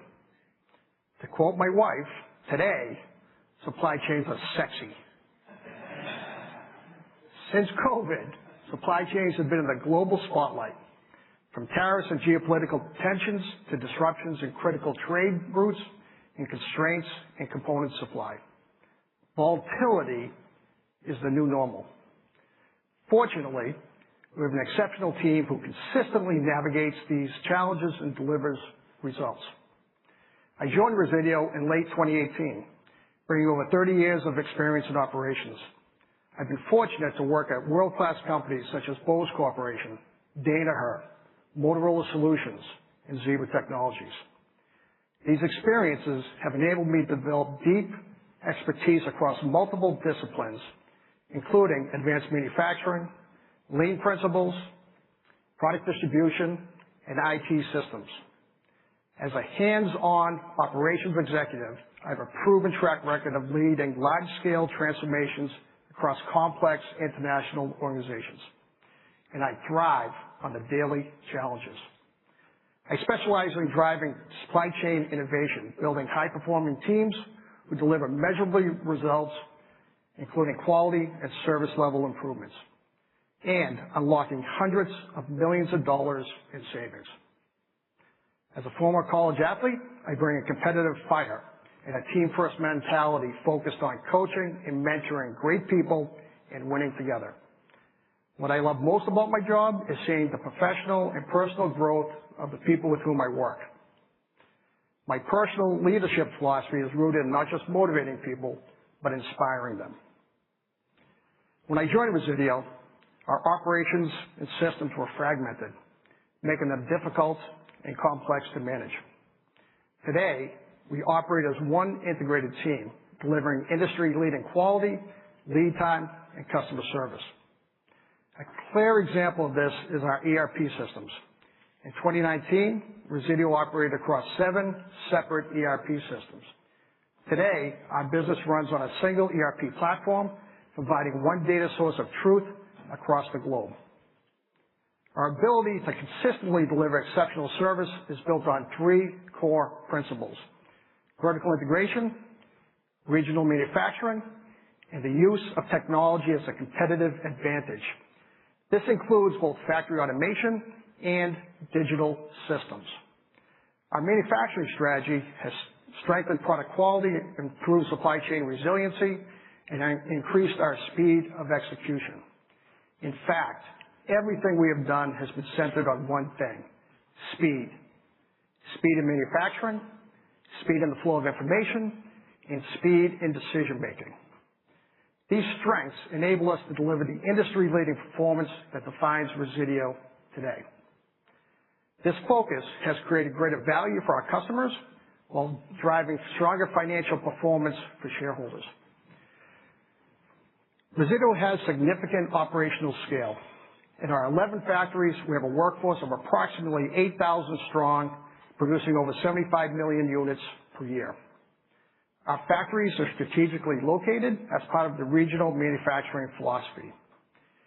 Regional manufacturing provides a competitive advantage through faster customer response, lower landed costs, and greater resilience to geopolitical instability, including ever-changing trade policies and supply disruptions. Continuous evolution remains a key focus. We are not stuck in the past. Since 2018, we have increased factory utilization and improved network efficiency by consolidating operations and reducing our manufacturing footprint by 4 facilities. We have also recently announced 2 additional site consolidations. We will continue to unlock further productivity and cost advantages across our manufacturing network. To deliver speed and quality, we need flexibility. This means being able to change quickly, to stay ahead of shifting market conditions, and this is inherent in not only our factories, but also our strategic suppliers. Over the years, we have streamlined our supply base, and in doing so, have improved executive relationships and purchasing leverage.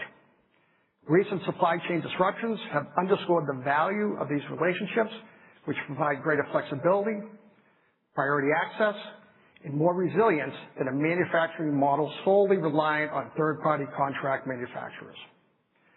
Our executive-level relationships with suppliers, including memory and semiconductor companies, helps to ensure supply continuity and provide greater visibility into market conditions.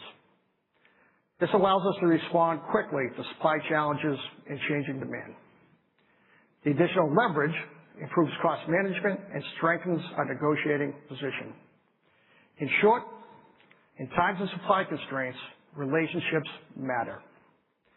We drive operational flexibility in other ways as well. Our localized supply chains reduce inventory in transit, enabling faster response to supply disruptions. We have worked closely with our engineering friends to create product platforms which enable improved factory efficiency.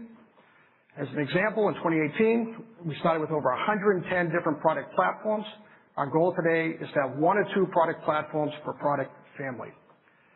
Our vertical integration allows manufacturing the ability to deliver speed, quality, and operational flexibility at scale. Vertical integration strengthens our supply chain performance by reducing handoffs, eliminating waiting queues, and minimizing transportation between suppliers. By avoiding unnecessary air, trucking, and ocean freight, we lower costs, shorten lead times, and improve resilience. Gardner recently recognized Resideo as having a mature supply chain that is well ahead of our peer group with top quartile grades in manufacturing expertise, logistics, material planning, and sourcing and procurement. That's external validation of the transformation we've been building for years. At heart, I'm an engineer. That's why our journey has always been grounded in utilizing technology.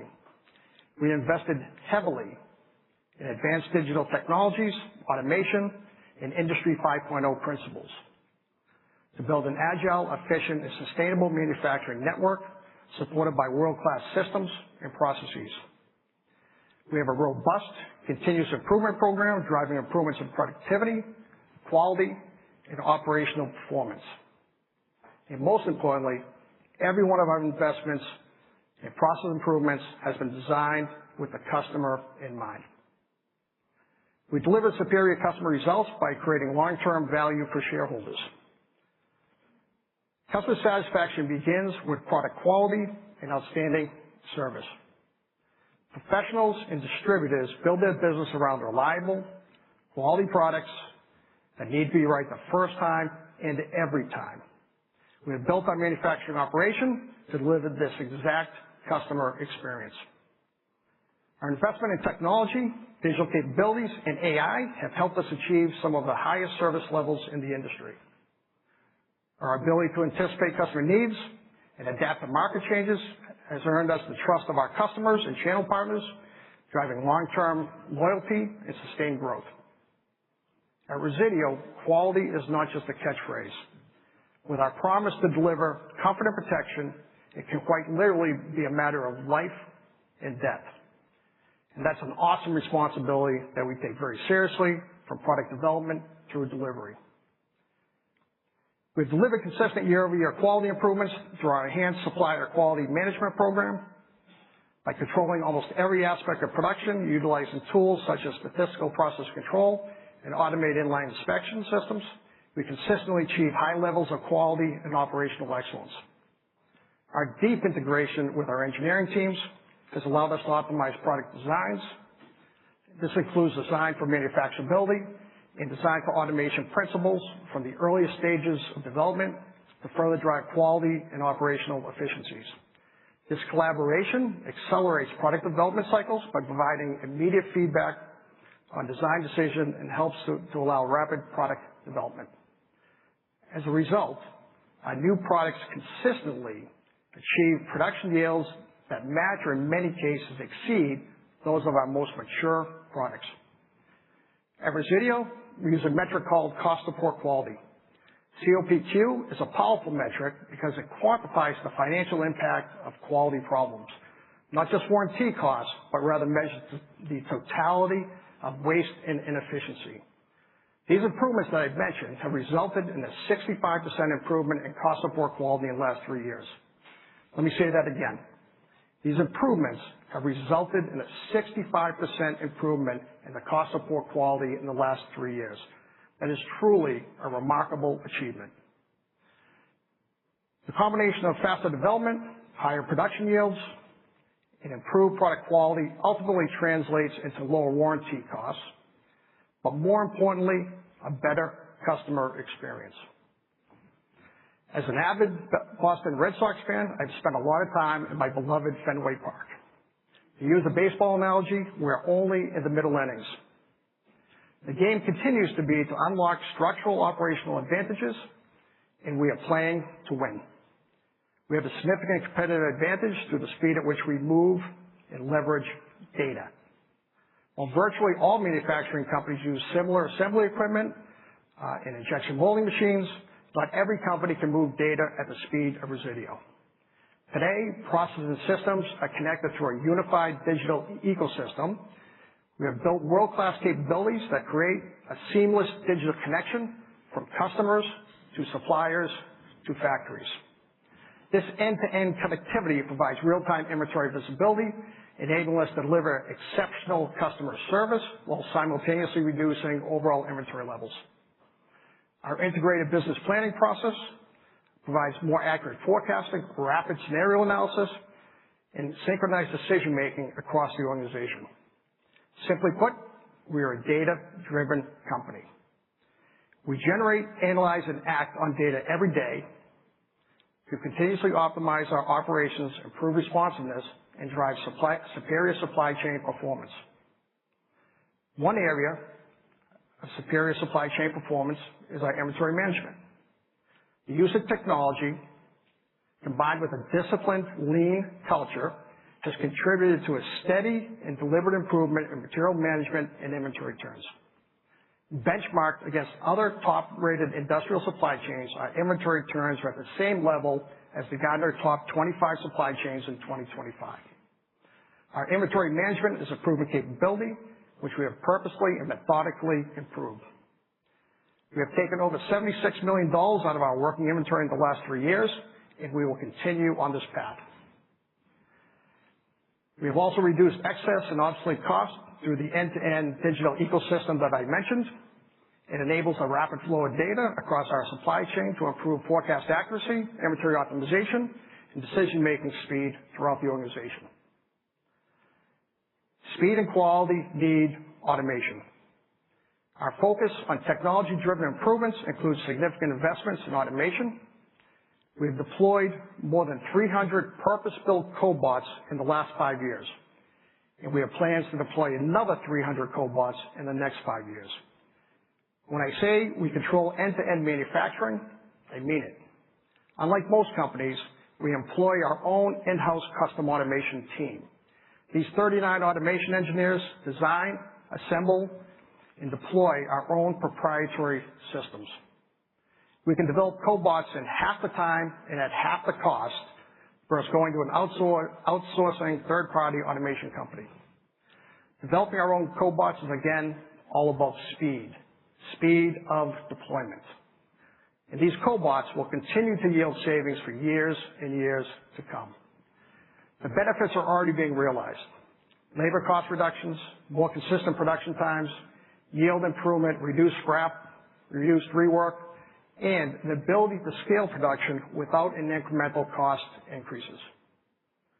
As I mentioned, we are only in the middle innings.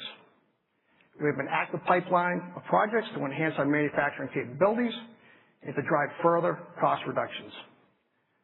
The automation investments today will continue to expand future margins on a structural basis. Speed, quality, and efficiency gains are nothing if not executed responsibly. With our safety and sustainability programs, we have accomplished much, but we're not done. A safe working environment breeds employee loyalty and pride in the workforce, and Resideo's safety record exceeds all industry benchmarks. Our safety program is perhaps the thing I am most proud of. There is nothing more important than providing a safe work environment for our employees. Furthermore, inherent in our mission to deliver comfort and protection is to do so sustainably in a way that helps our people and the planet. Globally, we have installed over 17,000 solar panels with a savings of over 3,600 metric tons of CO2. Our high-efficiency HVAC initiative in Mexico has resulted in a reduction of over 2 million gallons of water. These examples are a few of many that demonstrate our commitment to our long-term sustainability and a commitment to our children's future. The results of our efforts include the stats you see on the slide, but also complement our overall manufacturing strategy by shortening supply chains, resulting in fewer transportation miles and lower emissions. We have high standards, and we're striving to be better because we believe it is the right thing to do. The operations teams are well positioned to help accelerate our growth. Our manufacturing footprint is a strategic asset being actively improved. Our supply chain is a competitive advantage that drives speed, quality, and the customer experience, and this shows up in margin and value creation. As a vertically integrated manufacturer, our end-to-end control gives us a systemic advantage we will continue to optimize. We are building an operation function that gets better every year. Our efficiency gains are a structural capability, not just a cost-cutting exercise. It's been a long time since I was a competitive athlete, but it's something I've never forgotten. Ruthlessly focus on the fundamentals, work to improve every single day, and to lean on my teammates to win big. And this is a team that works together and wins together. Now let me hand it back over to Tom.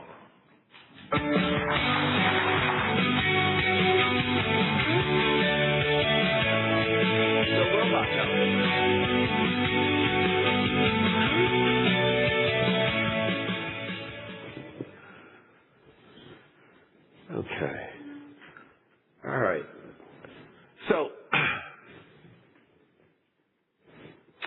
the first thing I want to talk about is why I'm up here.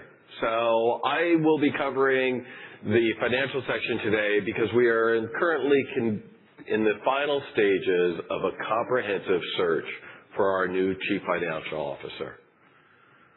We've evaluated a number of very outstanding candidates who have gone through a rigorous process, and as I mentioned, we are at the final stages of that, and we feel highly confident that we'll be able to choose a Chief Financial Officer who will guide us to that next phase, through that next phase of growth.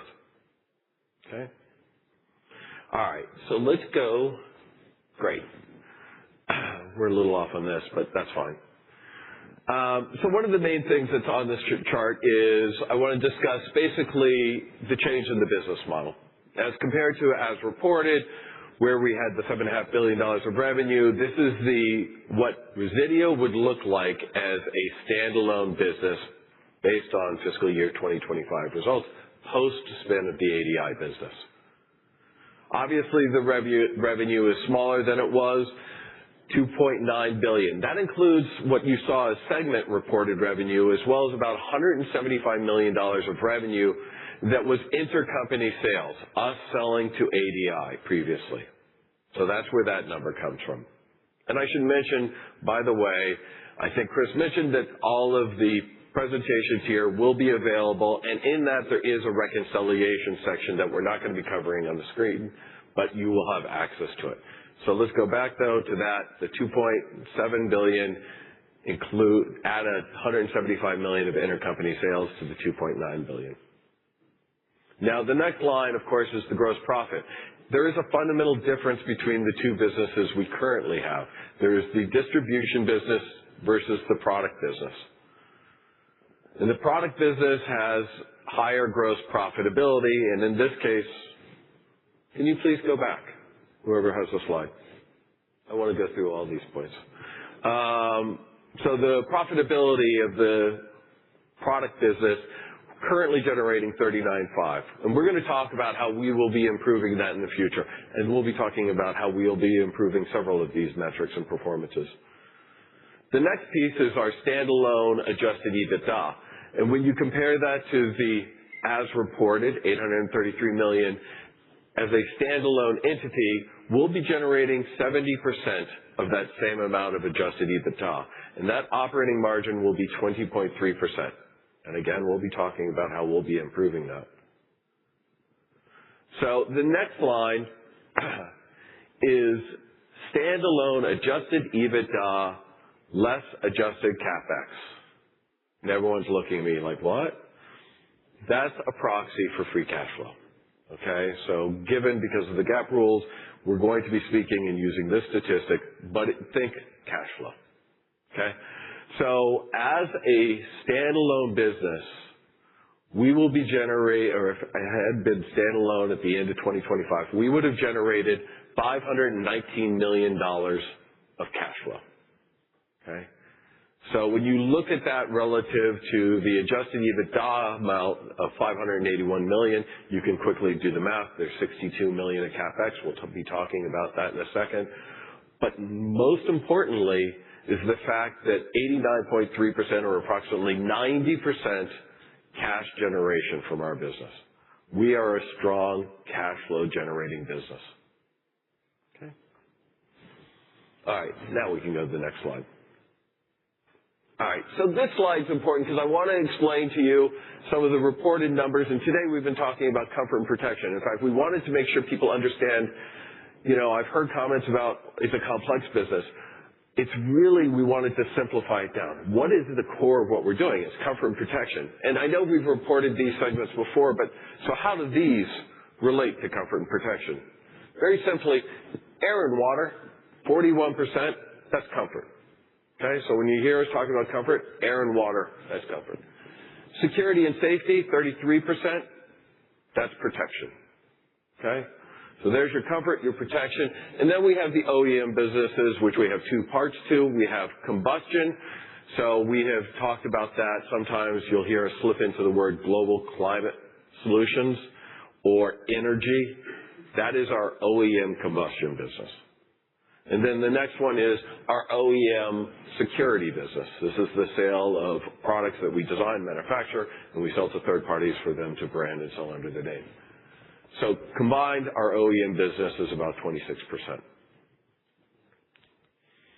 In the middle is our channel. The distribution channel that you see here, this is the supply house. This is part of every contractor's daily routine. They go to the supply house to pick up the materials they need. You'll hear more about it when ADI talks. They're in this business. They support the pro every day with the needs that they want for that job site, and that's obviously our largest channel, 60%. The next one's retail. And what retail is primarily represented by is the big box home improvement stores. And to give you the reason why is, if we want to support the pro, let's take Home Depot, for example. 50% of their sales go to the professional. So we need to be where the professional is going to pick up their products. And if it's going to be a casual drive-by, a Home Depot, an Ace, a Lowe's, so be it. We're going to be there for them. And so that's why we're in retail. And then we have, again, the OEM businesses being broken out. And that last column stack, geography. This speaks to the opportunity you've been hearing us talk about the opportunity we have for taking the solutions that we have in, say, the North American market and expanding it into the international markets. There's no reason for this to be lopsided like this. We want to drive this so you see pretty much balance between these. But this is where it stands today. Now we could go to the next slide, please. Okay.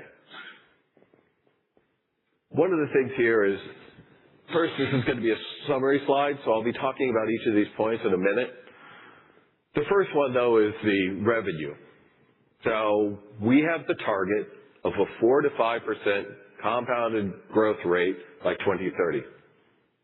And you say, okay, well, show me what has happened in the last 3 years, and you see a 1.5% growth rate. Behind that's something else. When I got to the company about 2.5 years ago, and we started trying to reinvigorate our product development, there's something we call cavitation, or I call cavitation. That means you're spinning the wheel a little bit or spinning the prop and you're not quite getting that forward trajectory. And you have the development cycle of the products. So 23 to 24, the actual growth rate was 0. 24 to 25, growth rate was 3%. That progress gives us conviction, and we know how many products we've got coming out this year. Scott mentioned some. We have more that we didn't cover today. That's why we have conviction about getting to that 4 to 5% growth rate.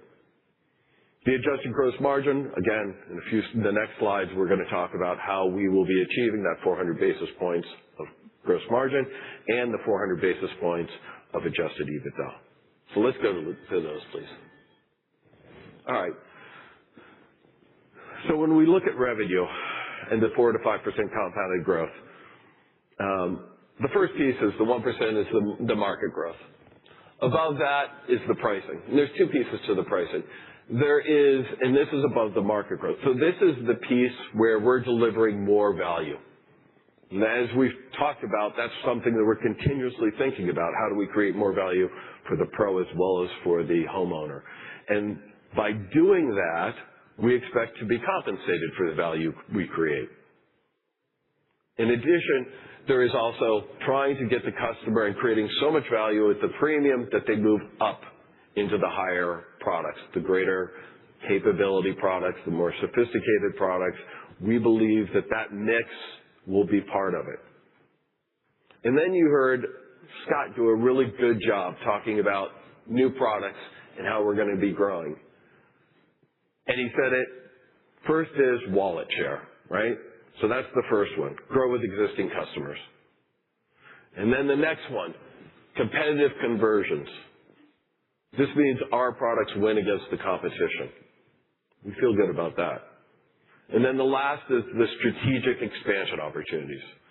We've been talking about that. the markets that we think we have a right to play in and win.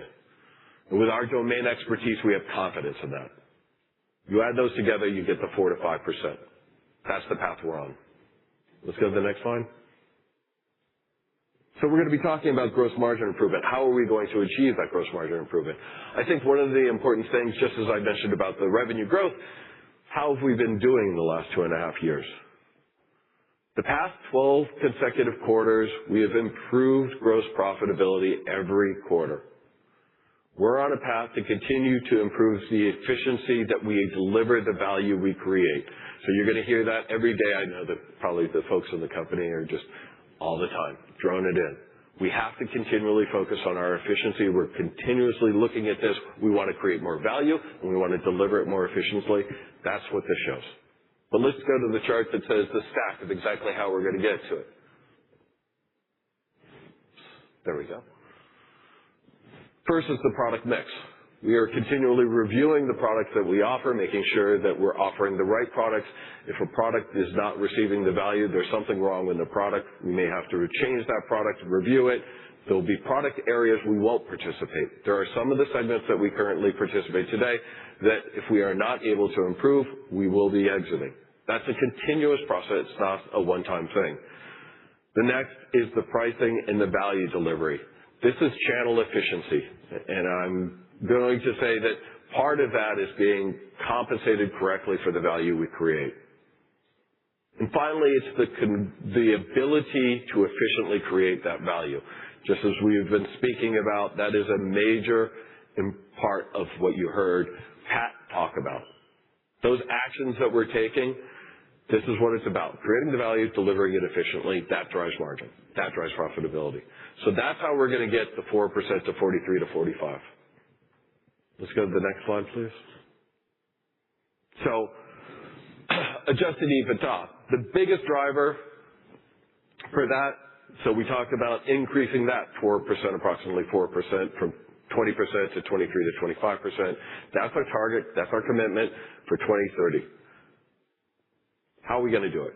All right. The first thing is, of course, the gross margin. You're saying, well, there's your 4%. Behind that, though, we will be investing in additional R&D. We want to get into a virtuous cycle, so increasing the value we deliver, generating more profit, but we're going to be investing part of that back into more R&D to accelerate that virtuous cycle. Okay? So for every 2 points of margin expansion, we'll be adding 1 point to R&D investment. Now, offsetting that is the operating leverage that we have in our models and our plans for increasing SG&A operating leverage. So they kind of net out, so it looks like it's just the gross profit going to the bottom line. But behind that is the idea we will be investing in more R&D to the extent we achieve that improved gross margin. Okay? And then we have the operating leverage that kind of works it. So that's how we're going to achieve the adjusted EBITDA margins. Let's go to the next slide. Okay, so we talked a little bit about the free cash flow. We invest about 2% each year in capital expenditures. And we have for several years. And there's going to be a little fluctuation, right? Because some of these investments are large. You've heard about what we do in the production system and how we make investments to improve our efficiency. And about 40% of our capital expenditure relates to NPI. That's the tooling, the equipment, and those parts that we need to bring new products to market.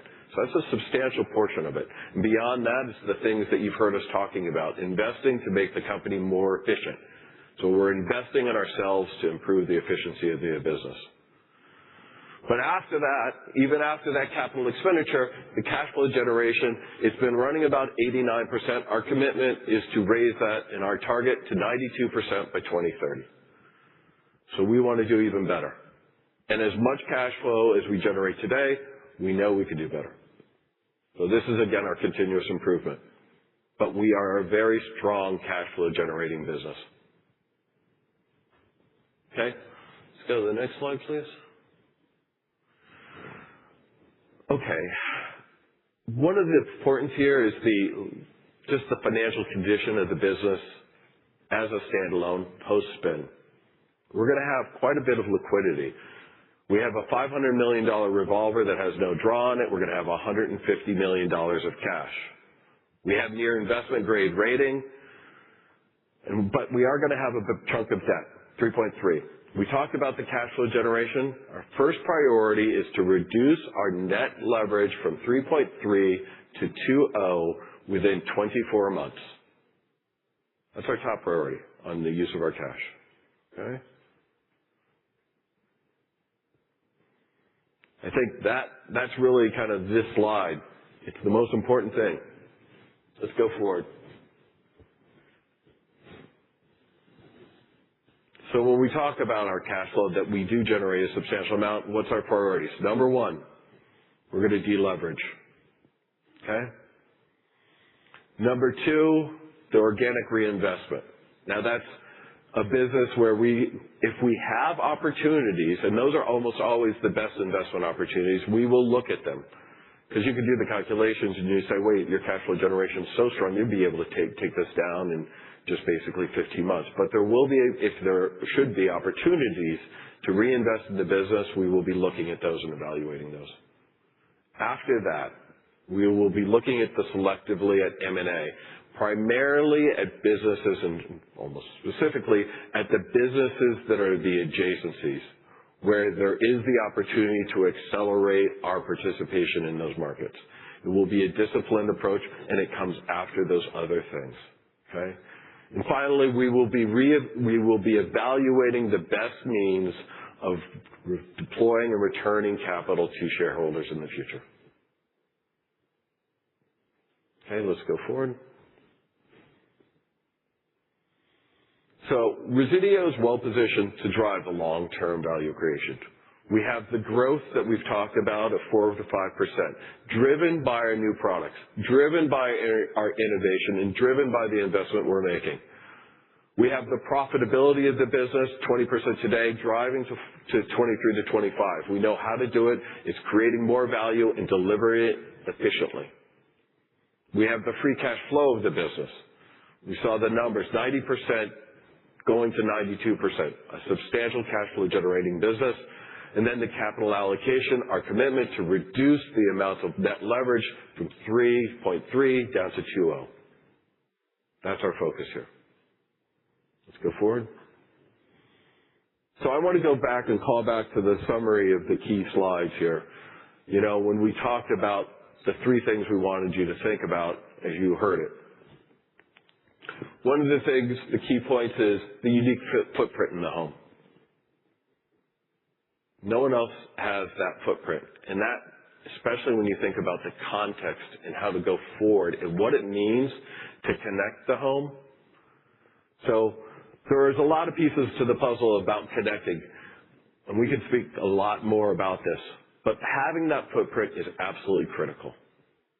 That enables us to understand everything that could be going on in the home. And we want to expand that so we can create that cognitive home.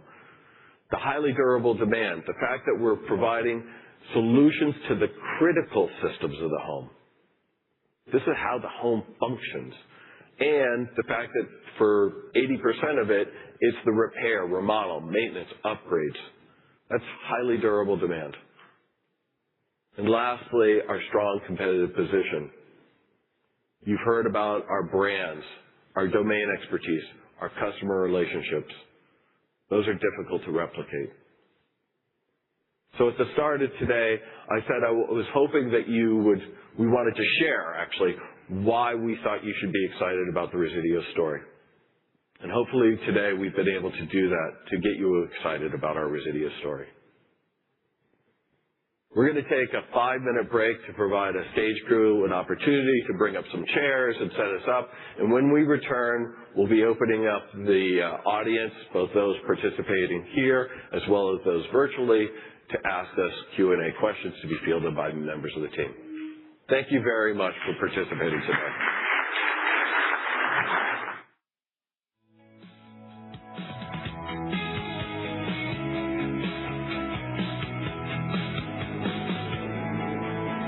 Ladies and gentlemen, please make your way back into the room at 225. 225. Thank you.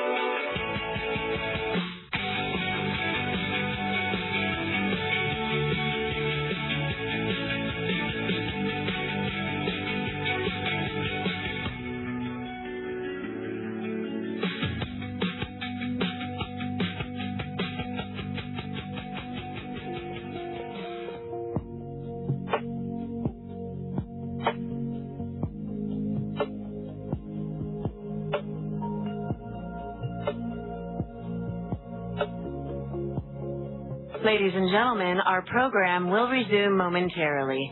Please take your seats.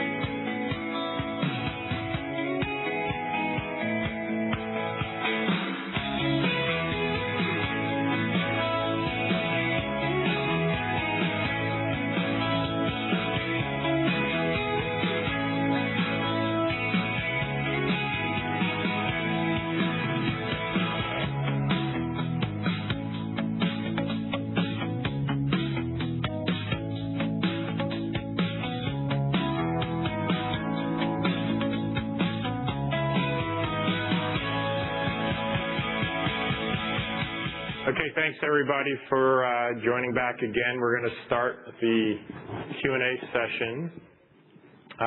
The management team's on stage, and I'm going to start off with a couple questions received online. We do have mic runners in the room, so people that are in the room, please feel free to raise your hand, ask a question, and when you ask your question, it'd be appreciated if you could introduce yourself to the team. Okay, so let me start off with a question directed to Tom. And Tom, maybe walk the audience through, your philosophy as the CEO of Resideo. What are your top 3 priorities as a CEO? Okay, thanks for that. So you made a comment about being as a standalone company. And being a standalone company is not going to fundamentally change 2 of my 3. What we've been doing for the past couple of years, focusing on our customer and creating products and value and services that are innovative and create incremental value, that's number 1. You probably picked up on that and like, well, yeah, that was obvious. I've heard this all day. So yeah, that's still 1. Number 2 also doesn't change, which is the efficiency, that we're going to be focused on continuously improving the efficiency of the business. Okay? And that's not only supply chain, but that's in all of the operations and all of the functions. Now the third priority is the use of our cash flow to deleverage the business down to 2x. So that's number 3. So 1, products and customers, 2, the efficiency that we execute with, and 3, deleveraging the business. Great. Thanks for that response. Why don't we open up to the room? Eric, why don't you start? Can we get a mic up to Eric, please? He's in the second row in the front, please.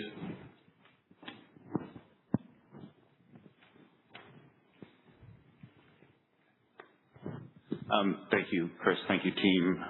Eric Woodard from Morgan Stanley. So, Tom, just very clear presentation. I know this was a long time coming, so just congrats on getting that behind you. And really nice to get some details we haven't seen before.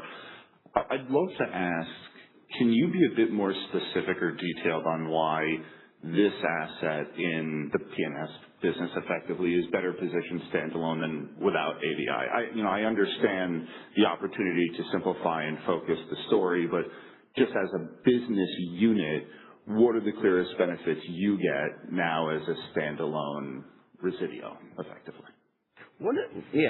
I hear you, and I think that, we spoke about how over the past 3 years, we've had a very independent life from ADI. Very distinct businesses, and I know we were together part of Resideo. But the execution that we've been doing over the past 3 years is exactly what we will continue to be focused on doing.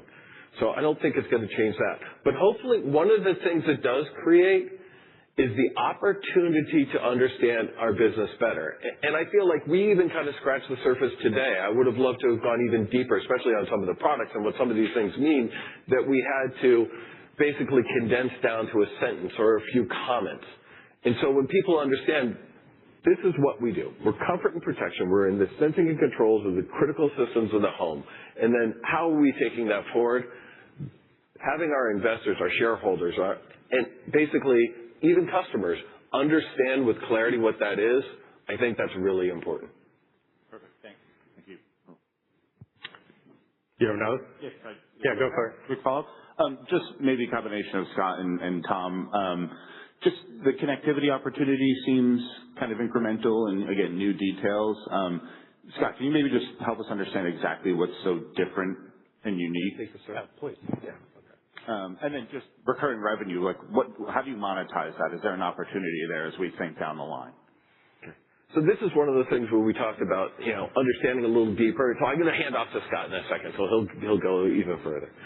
So when we talk about connected, we have products, and so many times that's the shorthand for Wi-Fi devices that are connected. And we talk about RedLink Plus. What we're doing is every one of our devices, almost every one of our devices that's sensing will have RedLink Plus in it. So it doesn't have the overhead of something, a Wi-Fi connected device or the power usage, but that means all of our systems will be able to be aware of every other system and sensor in the entire home. That goes beyond just having a Wi-Fi connection. That means if any of these systems, say security, wants to understand anything that is going on in the home to improve its contextual awareness, it is able to do so. It can subscribe to it, and we could have a bigger, longer technical description about that. So the idea now that you have all of the awareness across the entire home and that contextual awareness, that's powerful. So now I've kind of gone beyond what connected means to us, beyond just Wi-Fi connected to products or smart products.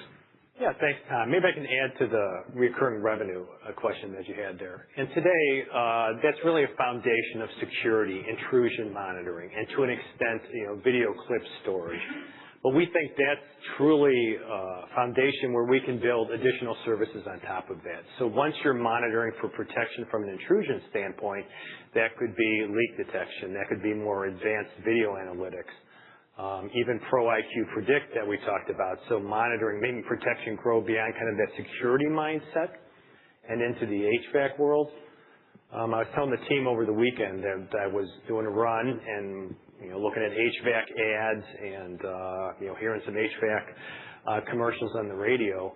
And there's millions of dollars of spend that go into that for our professionals. And I'm in the industry, and I'll tell you, I can't remember one of those names that were mentioned, because it's not, important to me at that time. Some of the pro services we're talking about that we showed in the video, where we have in-app branding and on-device branding, that brings tremendous value to pros. Right when the customer interacts with that device or needs it. If your app says, hey, something's going wrong with your HVAC system, would you like to dial, Tom Saran's HVAC company? That's tremendously valuable versus just kind of the low impact advertising that the industry has today. Thank you. We'll go to Ian and then Keith. Okay, thank you. It's Ian Zaffino from Oppenheimer. Thanks for taking my questions. Tom, I know you spent a lot of time talking about MPI, so I'm going to ask you something more about MPI. Maybe help us understand where the current portfolio is right now as far as, how long has it been since you've had new products, and maybe some categories you might want to highlight. I know you have a kind of a new low-end thermostat that you've launched. I know there's a new security panel you launched, but kind of like where are we as far as the portfolio? And as you look to refresh the portfolio, is it more about, refreshing something that's been very old, and how much more of it is looking at kind of where future markets are going? Okay. Thank you for that, Ian. So you're right. When I got to the company 3 years ago, there had been an underinvestment in new products. And so part of the task at hand is to revitalize the existing product categories. And then part of it is obviously to create new product categories and new value propositions. Where do we stand? And so you brought up the question or the statement about the thermostats. When we got there, we said, okay, in the thermostat market, what's important for us is to control the corners. We don't want to be eaten away by companies entering the market, competing on low price point, and we don't want to have people that have superior technology to us that are coming down and trickling that technology. In order to control that cornerstone of our business, we need to control those corners. So then you saw the Focus Pro kit come out at the entry point. We brought out the Elite Pro at the premium price point. And the Elite Pro, our goal, and I think we've done it, but we still can do even more, is create the best thermostat that exists in the market. That's what the Elite Pro is. And so I probably got in trouble with the lawyers. But the fact of the matter is we still have to do the mid-tier. That's being worked. We have products that we want to create that create certain advantages for us that will be new categories in Europe and certain ability to handle basically zoning a little better, and for hydronics integration as well as various hybrid systems. We want to create that. If you look at, say, the products in security, one of the important things is when we talk about Fortic, it's across everything, right? So the platform that we talked about just a second ago, all the products communicating, all of them connecting, having awareness of everything, having that ready and having RedLink, which we had an old RedLink, but RedLink Plus is our next generation. It's a huge step in terms of its capability. Getting all of that infrastructure ready, that foundation, that ecosystem ready. Now for security, we're about to, this summer, release a whole new set of products that basically build on that the security products go onto the Fortic platform. We started incorporating RedLink Plus, and we started doing that already in some of the products. So having and built on that platform and then introducing security on top of that, when we brought out the new H3 panel, which I think you're referring to, it was replacing a product that was created in 1995. Okay, so now we're basically have a new all-in-one panel that we'll be bringing to market. We have a new hybrid panel that we're going to be bringing out, all built on Fortic. So we're revitalizing that. Safety, Scott made a reference to 3 weeks ago we introduced, it's not in the stores yet. Well, it's really close. They should be stocking the shelves pretty quickly here. But that is a new 10th edition smoke detector, which is the global platform. You happen to have a picture right behind you there of that safety product, which we're very excited about. Scott, you want to add anything about that? Yeah, maybe I'll just be very, very direct. So 2.5 years, Tom? Yeah. So I think that was like a December, January timeline. It was December, yeah. And by October, we launched a brand new family of entry-level thermostats, Focus Pro. It's been accepted exceptionally well in the market. We followed that up within, I think, under 12 months, yep. Pretty close, with the premium product. We've launched a brand new, and it's out in the hallway here, innovative dehumidifier that's very cool and getting really, frankly, tremendous traction out in the marketplace. We have humidifiers coming. We have flipped like the core piece of our business in the HVAC community pretty aggressively. We've turned over the safety portfolio, I think, twice now, right? We had a regulatory change that happened, and now we've changed it again into our brand new platform that I mentioned earlier. And then something that gets overlooked because it's not a product is this Fortic platform, right? So Fortic has been launched into the market. I think we'll probably have 2 million connected customers on it, or somewhere in that neighborhood. But it's not a thing that we sell, so we overlook it. But like, it's foundational to releasing a whole bunch of other, talking for our engineering leader here, for a bunch of other NPI that's coming at speed. And then I think the place where a lot of our focus is right now is security. And while we did launch a Vista H3, Fortic will be launched into the security space here very soon. Probably the security space will be the bulk of my NPI focus for the next couple of quarters. So we're really excited about that. Thanks. And then if I could focus on price and volume. I know you gave some forward-looking guidance on that. With the new partner introductions, I would have thought that you would see maybe some upside to the pricing there. And maybe if we just go back a little bit, I would have thought historically, or at least over the past several years, you've seen significantly better pricing than kind of what's in the forward guidance. And maybe that's just a function of volume being depressed. And maybe to kind of add to that question is how much are volumes depressed in the business, and then why wouldn't pricing be higher than kind of your forward guidance? Okay. I feel like I should have you answer this because we have a different metric of the measure. But I think the important thing is you will see improvement in volume. That's our expectation. Our share capture would represent volume capture, and I think that's what we're committing to in our numbers. Pricing is important. We've had a lot of pricing activities because we've had to adjust for inflationary costs that have come in with tariffs and various component costs that have gone up. So we've been adjusting to that, but long term, volume will be a driver of our revenue. Thank you. Thank you. Keith Hughes, Truist. Kind of building on the last question on pricing, as you have the bridge is 1 to 1.25%. Given some of the innovation you have brought and are bringing based on the presentation, I'm just a little surprised that number is not higher. Is there anything specific long term where you're hitting resistance in pricing, or any detail you could give on that would be great.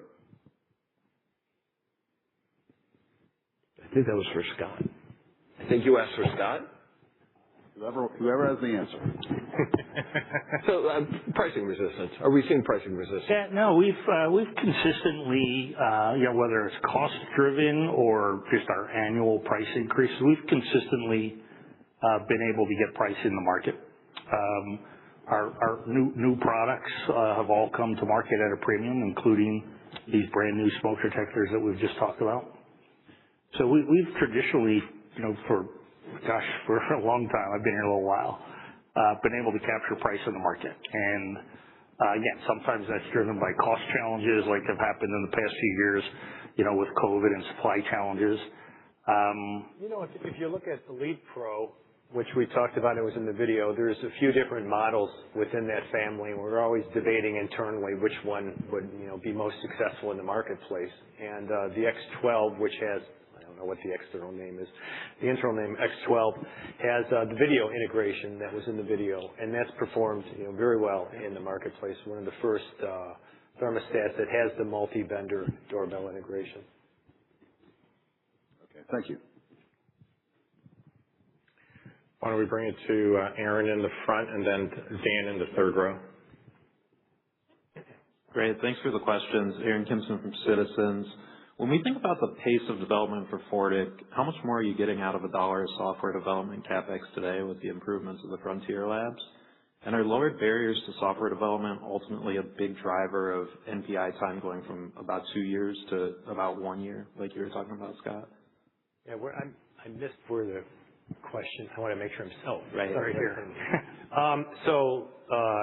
Let's talk about AI's impact to software development first. I would say we're still in the early testing stages, as I think a lot of companies are. I would not say that the gains you saw here were as a result of AI.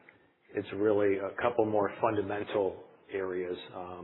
Portfolio, making sure we're focusing on the most important programs, not getting distracted by shiny objects.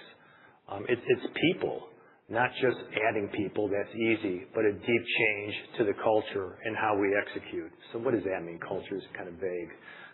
We come from a very conservative heritage of Honeywell, and people wanted to make sure it was done right, but there's a difference between done right and done fast. So for example, let's do testing of a product. We had a very serial process. Let's do test 1, test 2, test 3. I'm asking the team, why would you do that? Let's do all of them at the same time. Oh, there's a chance they'll fail and we'll have to retest this, and that costs money. And we said, well, what's the chance of those tests failing? Oh, very little. Okay, well, let's start stacking that in parallel. And Tom has driven a very strong culture of we're not penalizing anybody for being late. We want to drive, more, greater acceleration to market.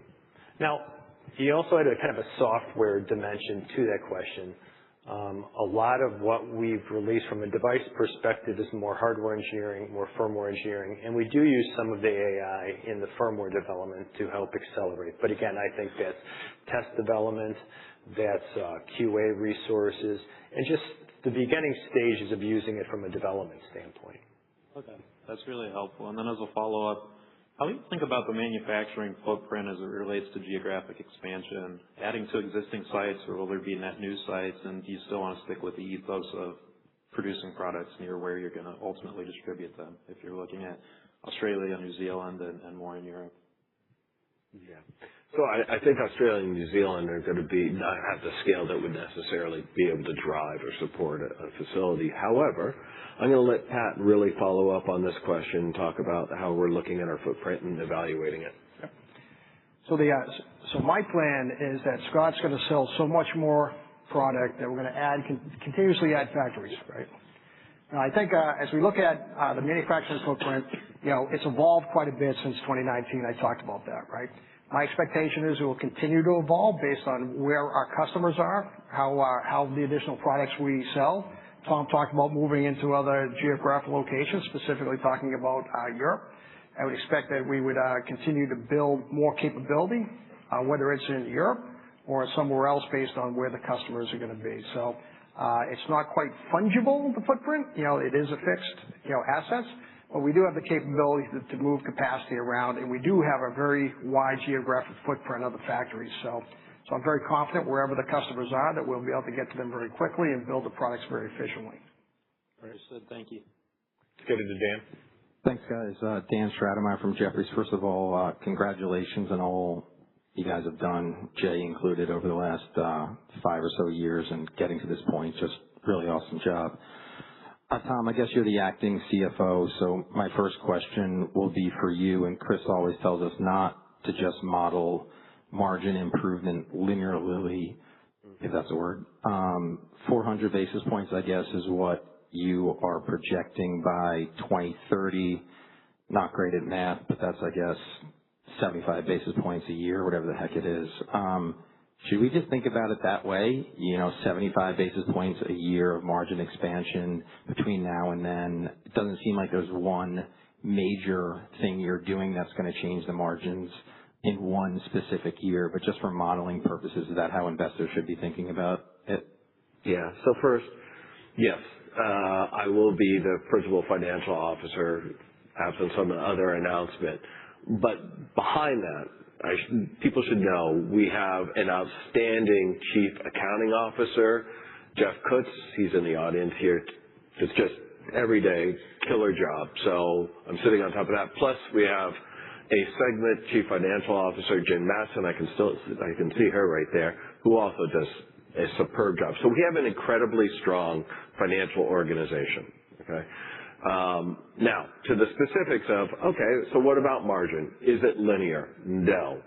I would think of it more as stair-step. We're continually, so the actions that we take, the improvements we will make, yes, there's always going to be some small ones that add up.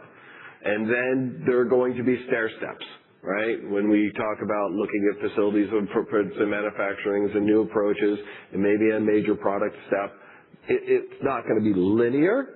But it will be a progression because your net of your question is, should we think 75 basis points per year over this period? That's a reasonable approximate. Okay. Sorry, that was a long answer to a simple answer at the end, but I think it was important. It was great, pal. Thanks. I guess the next one, Pat's for you. I'm surprised it's taken to get to me to ask this question. All anybody wants to talk about is memory. Maybe Jay should answer this question, given he's on the board of Seagate. What have you done to clearly, I guess, up to this point, it not been a major concern?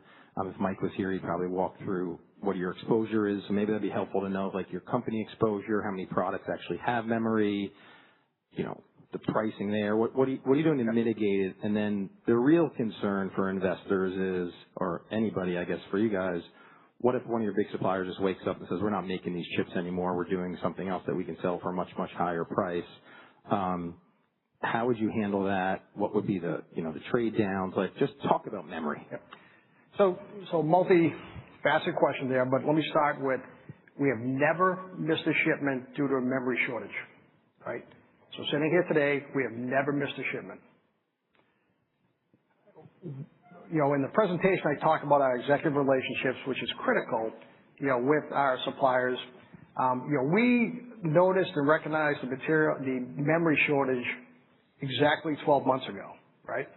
So while other companies, I think, were waiting a little bit, we started pipelining material, memory. We started buying memory exactly 12 months ago, so really last July, right? So we were ahead of it, and we've been ahead of it this entire time.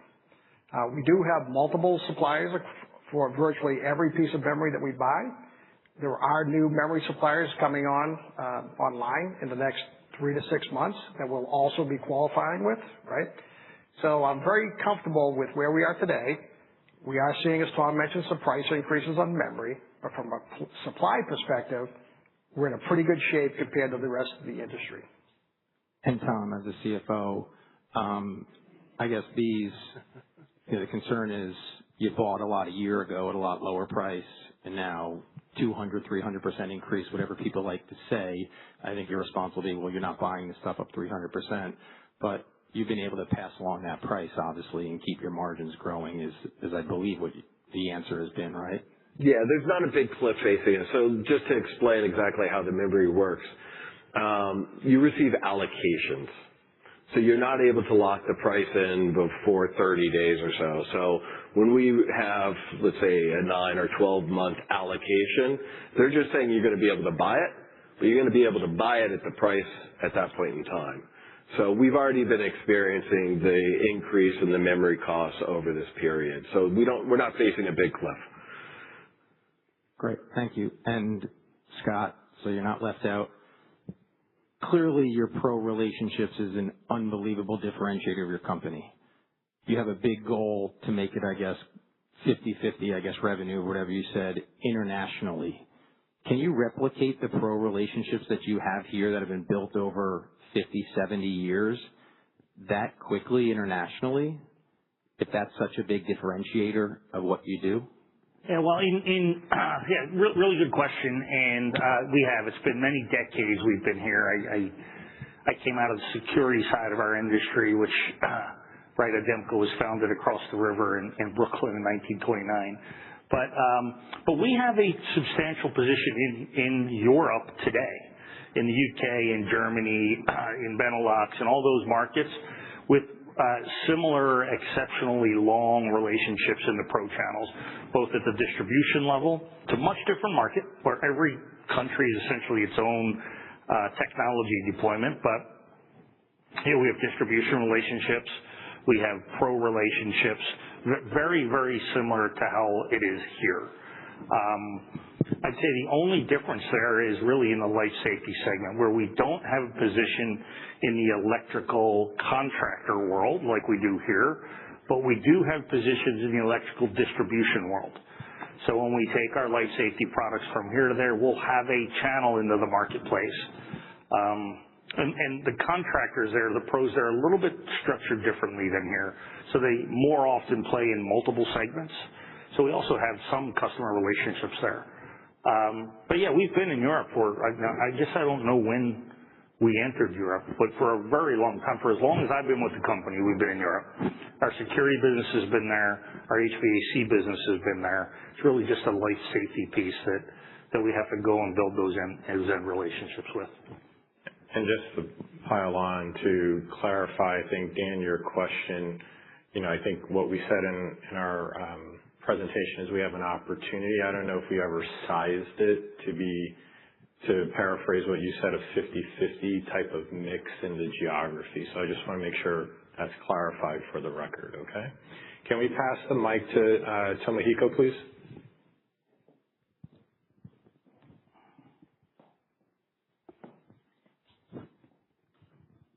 Thank you. Tomo from JP Morgan. I'd like to ask you about incremental margins. Given the potential upside in volumes, you talk about it, Tom, how should we think about the flow through to incremental margins as your volumes increase? And especially, Patrick, you talk about the continue to invest in automation and operation excellence. What further benefits do you expect when the volumes up as upside? Thank you. Sure. Thanks, Tomo. All right. So I'm taking the question is, the incremental volume, will that contribute to scale? Scale typically, rule of thumb for the learning curve is that for every doubling of volume, you have a 10% cost advantage, right? That's the rule of thumb. So I don't think the volume level is really going to move the numbers of our margins. What's going to improve our margins is the execution of how everything we do is a continuous improvement play, more so than having some step function in volume. We don't need step function to improve our margins. We just need to execute. Yeah, and I think to just pile on there to Tom's point, look, there's a blended benefit in all the things that we talked about today that will lead to greater profitability. And remember that the profitability profile that we depicted on at our presentation is 1.5 to 2 times the growth rate of the projected revenue. So keep that in mind that there's a multitude of things that we're doing that will enhance the margin.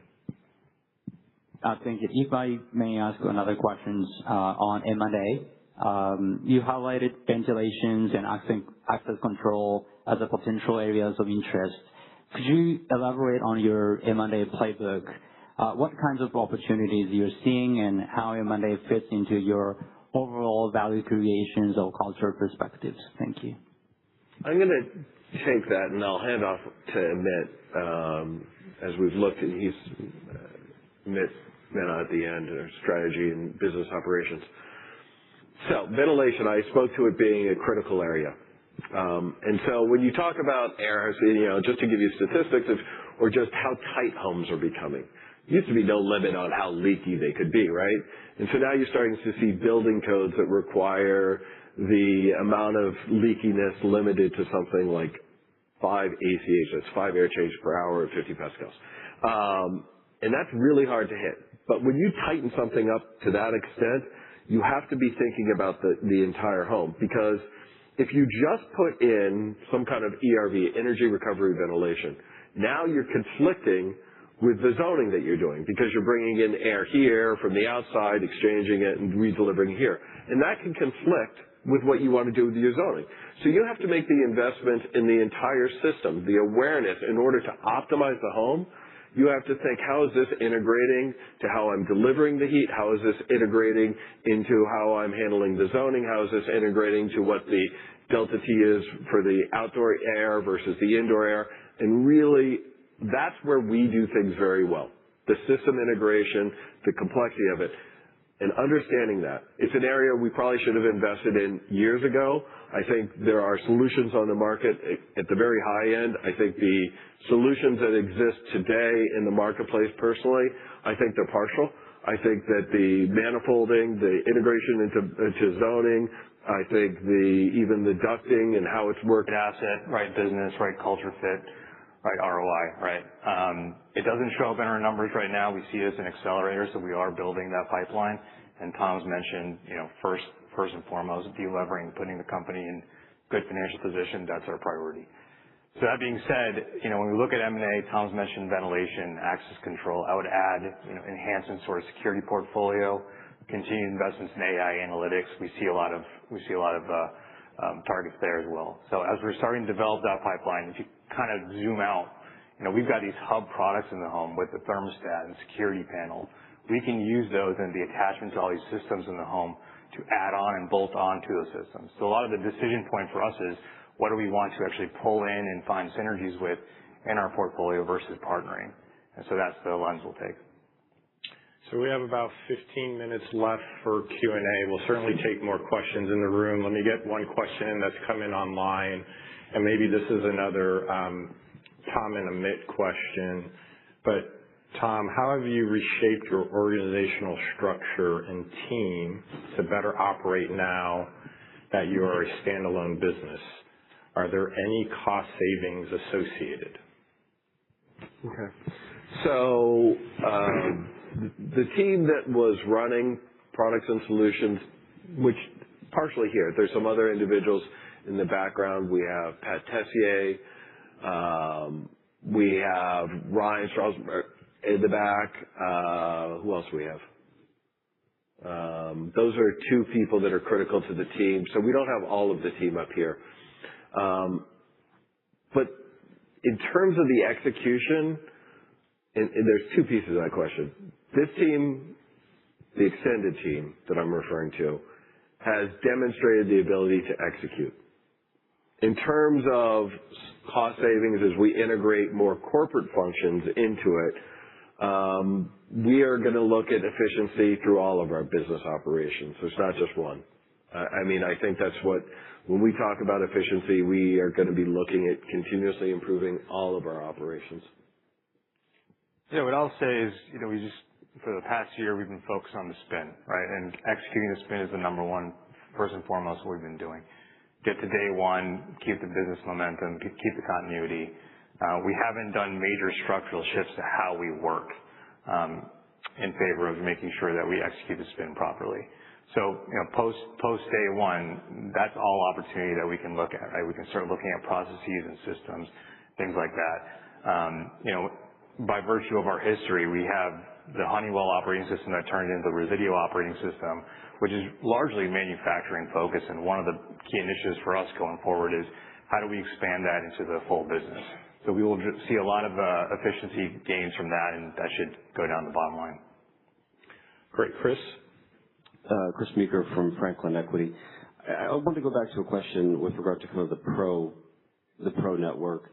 And I would just be curious, how has the relationship with the pro network, how is it different today than, say, 5 years ago, or 2018, 2019 post-spin? Okay, I'm going to rule myself out of answering that one because I wasn't here. So this one's going to go straight to Scott. I'm not sure I heard you completely. So I'm just trying to understand how the relationship with the pro network is different today than, say, 2019. Where has it gotten better, or where has it gotten worse? Yeah, so there are a lot of that's a really good question. So the industry that we play in are changing. If you look at our HVAC community, it is heavily driven by PE firms now, acquiring, in some cases, hundreds of smaller local players. I think the largest is now at like 220, 230 acquisitions in the last few years. It's happening on our security businesses as well, and even in the electrical channel. So what's changed there in terms of relationships is these local relationships, with the local HVAC contractor as an example, get you sucked into that PE relationship. So now we can win in the HVAC world at a level that allows us to win across what might in the past be 70 different sales calls, 70 different ownership models, 70 different value ideas that a contractor might have, where we now get to focus at that PE level, right? The people that are driving the business. And when I think about some of my presentation today, I think about labor, leads, and loyalty. In the PE firms, that is the kind of thing that truly matters. How am I going to drive growth? Often as a thermostat provider, you might not be in the boardroom of a large HVAC contractor, but when you're driving labor, leads, and loyalty improvements for them, when you become an actual growth driver, creating brand impressions, creating better customer relationships, driving growth through ProIQ Predict, it changes the relationship pretty dramatically. It goes from transactional to more strategic. I would add to that. I've been here for 7 years, and I think the software development around the pro is probably one of the biggest things that we've done. So we have features that lets pros put their logo on our thermostats, for example. That seems simple, but that's advertising for the pro. That's creating those leads, creating that loyalty. So I think that has developed a real tight connection. Can I slip one more in? Sure. So if you think about these different end markets, HVAC, electrical, security, I think I know the answer to this question, but which one of these verticals has the most upside for you as you kind of sit here today? Holy cow. To grow the relationship, I guess is how I'm thinking about. Where could the relationship be expanded? I